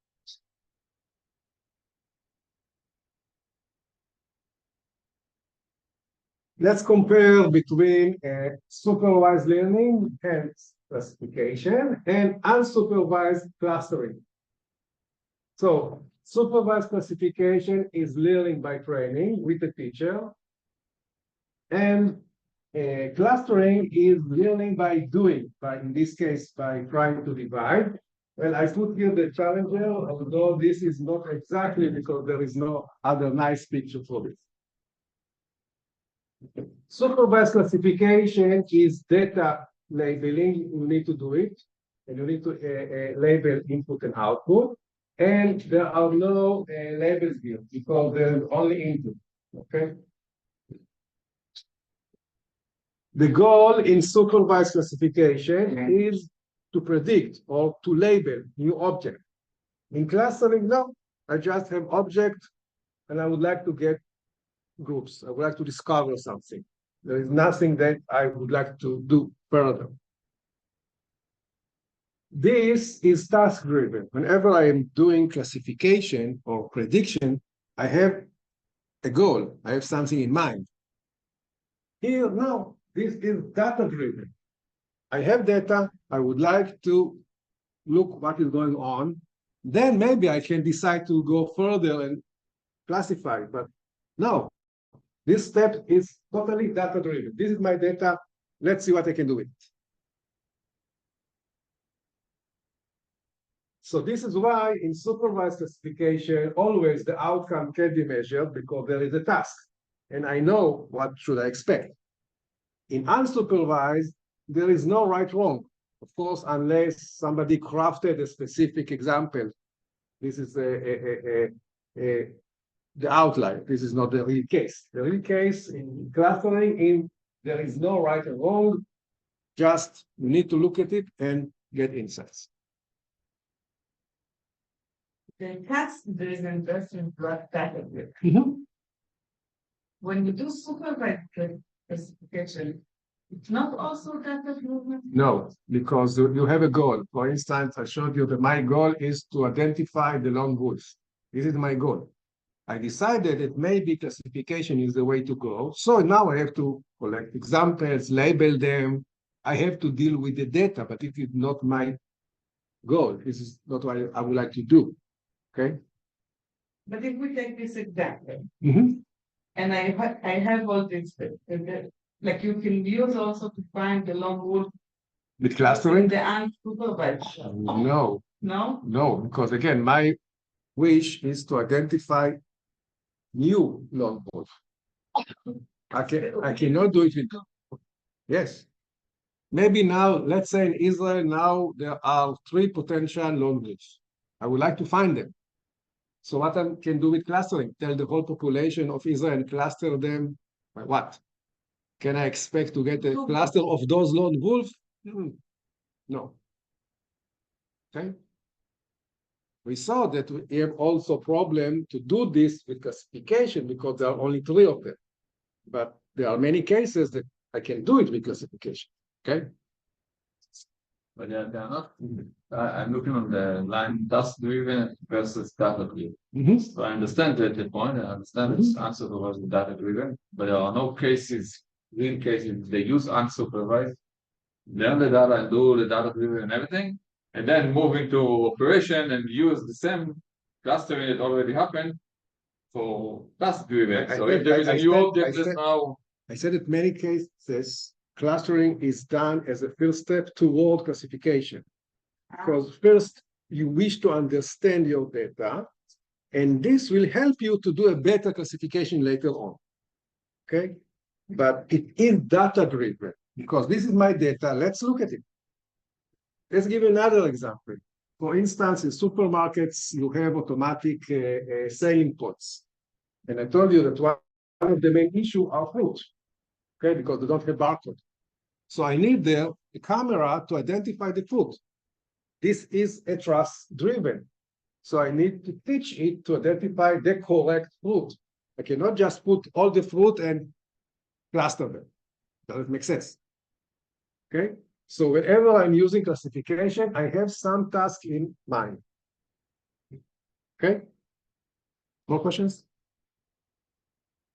Another example of using clustering is from the world of text. I'm going to repeat this whenever I'm going to speak about text.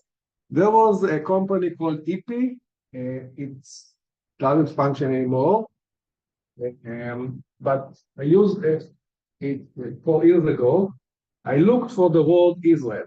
Now, it's like Google, but after you get the results, what it does also, it tries to cluster your results. And after it clustering the results, it will give you the notion that relates to this word. For instance, I looked for Israel at that time, and it told me there is a very big cluster of results that involve UAE. This is about the time of Abraham Accords, okay? And also Jewish comes up a lot with Israel, makes sense, right? Coronavirus at the time, I will ignore it for a moment, and Hebrew, Israel, Palestine, Tel Aviv, conflict Arab. So I see here that it clustered together documents that say something to me as a researcher. Okay, it makes sense. So this is what, if I look Israel, this is what I got.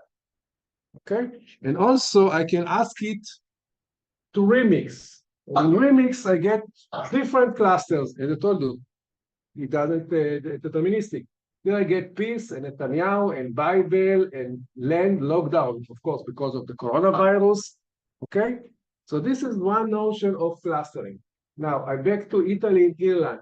Somebody know why we got here, Italy and Ireland? Lockdown in Israel. No. Because it's. Exactly. In many websites, you have the drop down to choose the country, and Israel, Italy, Ireland are all together. Okay. So it not always makes sense, but if you look at it, many of these words make sense. Okay.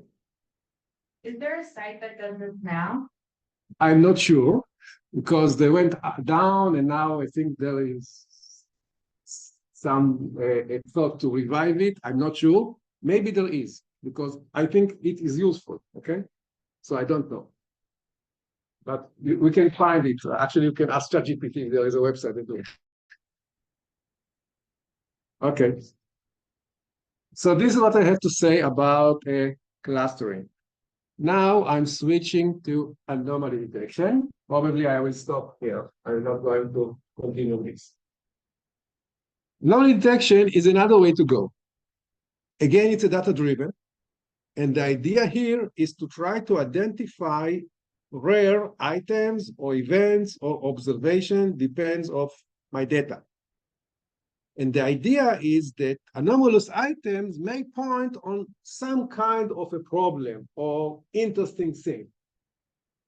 However, of course, anomalous items can be just new items that I didn't see before. Okay. Let's look about few examples of anomalies. Anybody or people know what this is? This is a graph of what? The stock price, Of what? the stock price or stock market. Yes, this is NASDAQ. Okay. So this is coronavirus outburst in the world. Okay. This is an anomaly. Okay. I don't need to explain the mathematical background to convince you that this is an anomaly. Okay, one example. This is another a nice tool. I think that it also works. It's called Google Trends. You can, in Google Trends, put some search word, and you get the trends that people search for it. So in Israel, for the word coronavirus, nobody, of course, searched about it before it started. And then somewhere at the beginning of 1990, people start to look at it. And basically, those are the waves of corona that we have in Israel. Okay, just by looking for searches, you can identify it. And again, obviously, this is an anomaly. Look at the graph. And we have several of them. The other one here, the other one there. This is another example, a real one that I use in my one of my research activities. I don't need to explain to you what is the x-axis. This is just a distribution, okay? Although I don't need to explain to you anything about this, probably you can spot the anomaly, okay? See? This is another anomaly. I spoke about ECG earlier today. Basically, what doctors are doing when they are looking at ECGs is looking for anomalies, okay? So this is a normal ECG. This is the way it looks. There are 4 waves here. I'm not going to speak medicine now, but you see here 4 waves.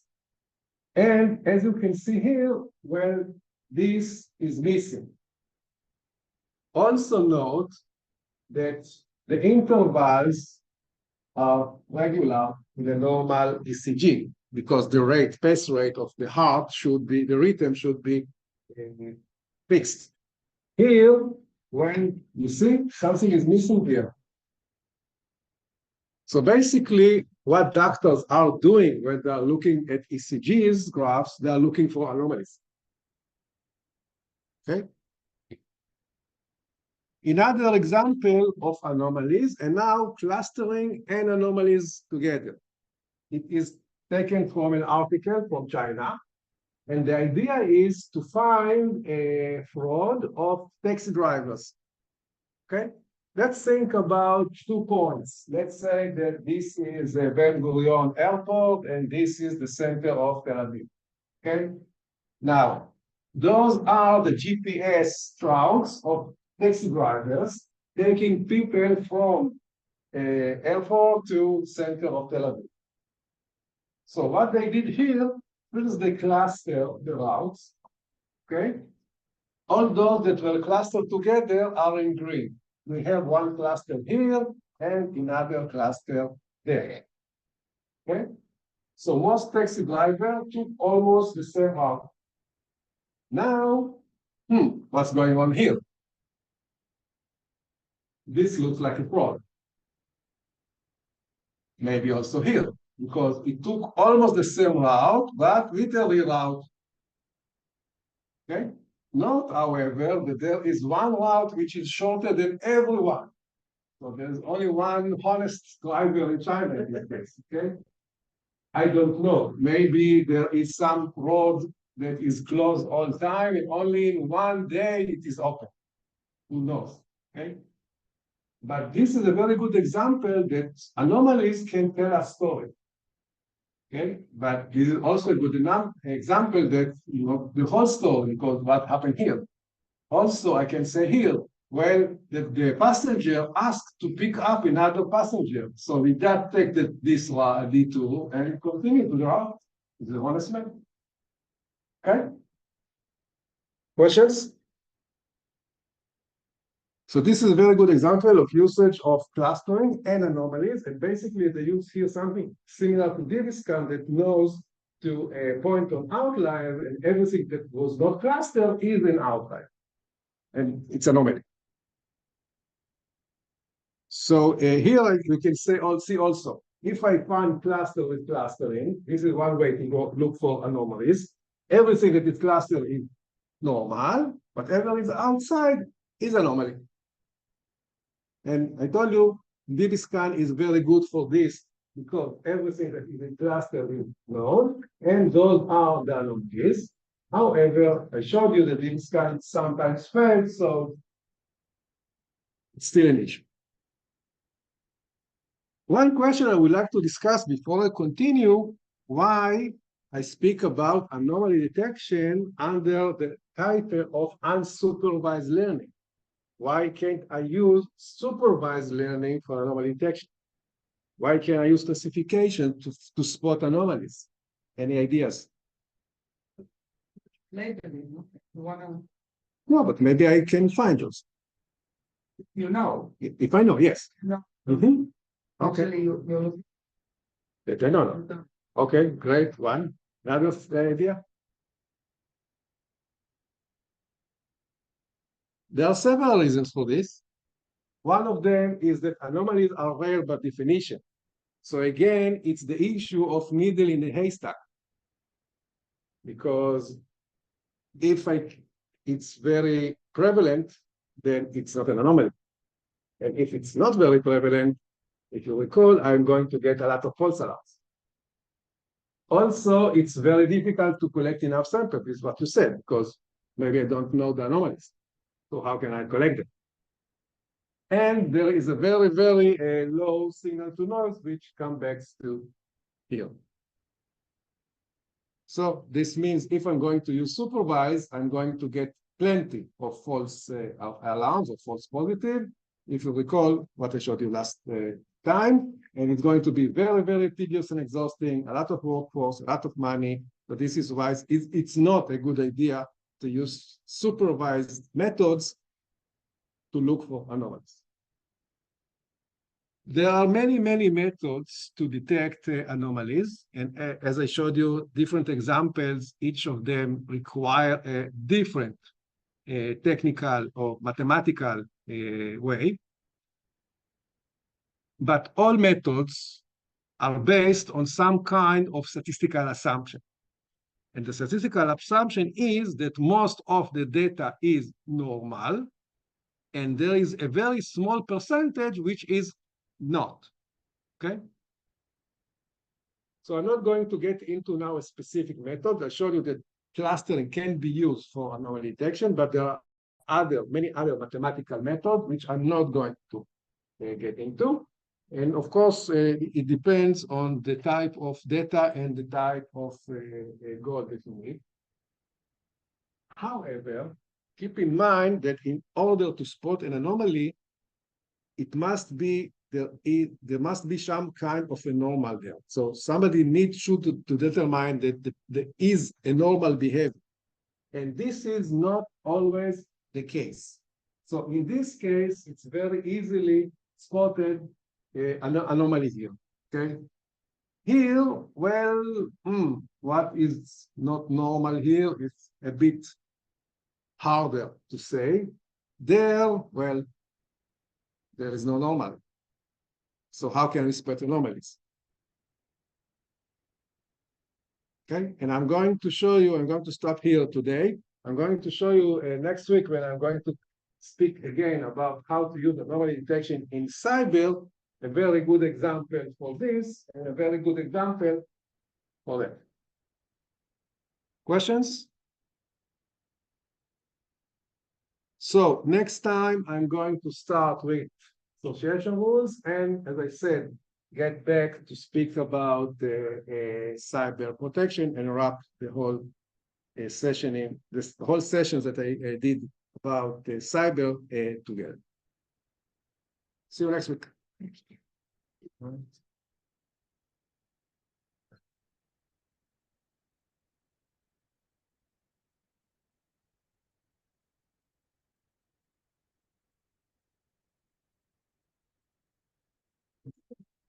Yes.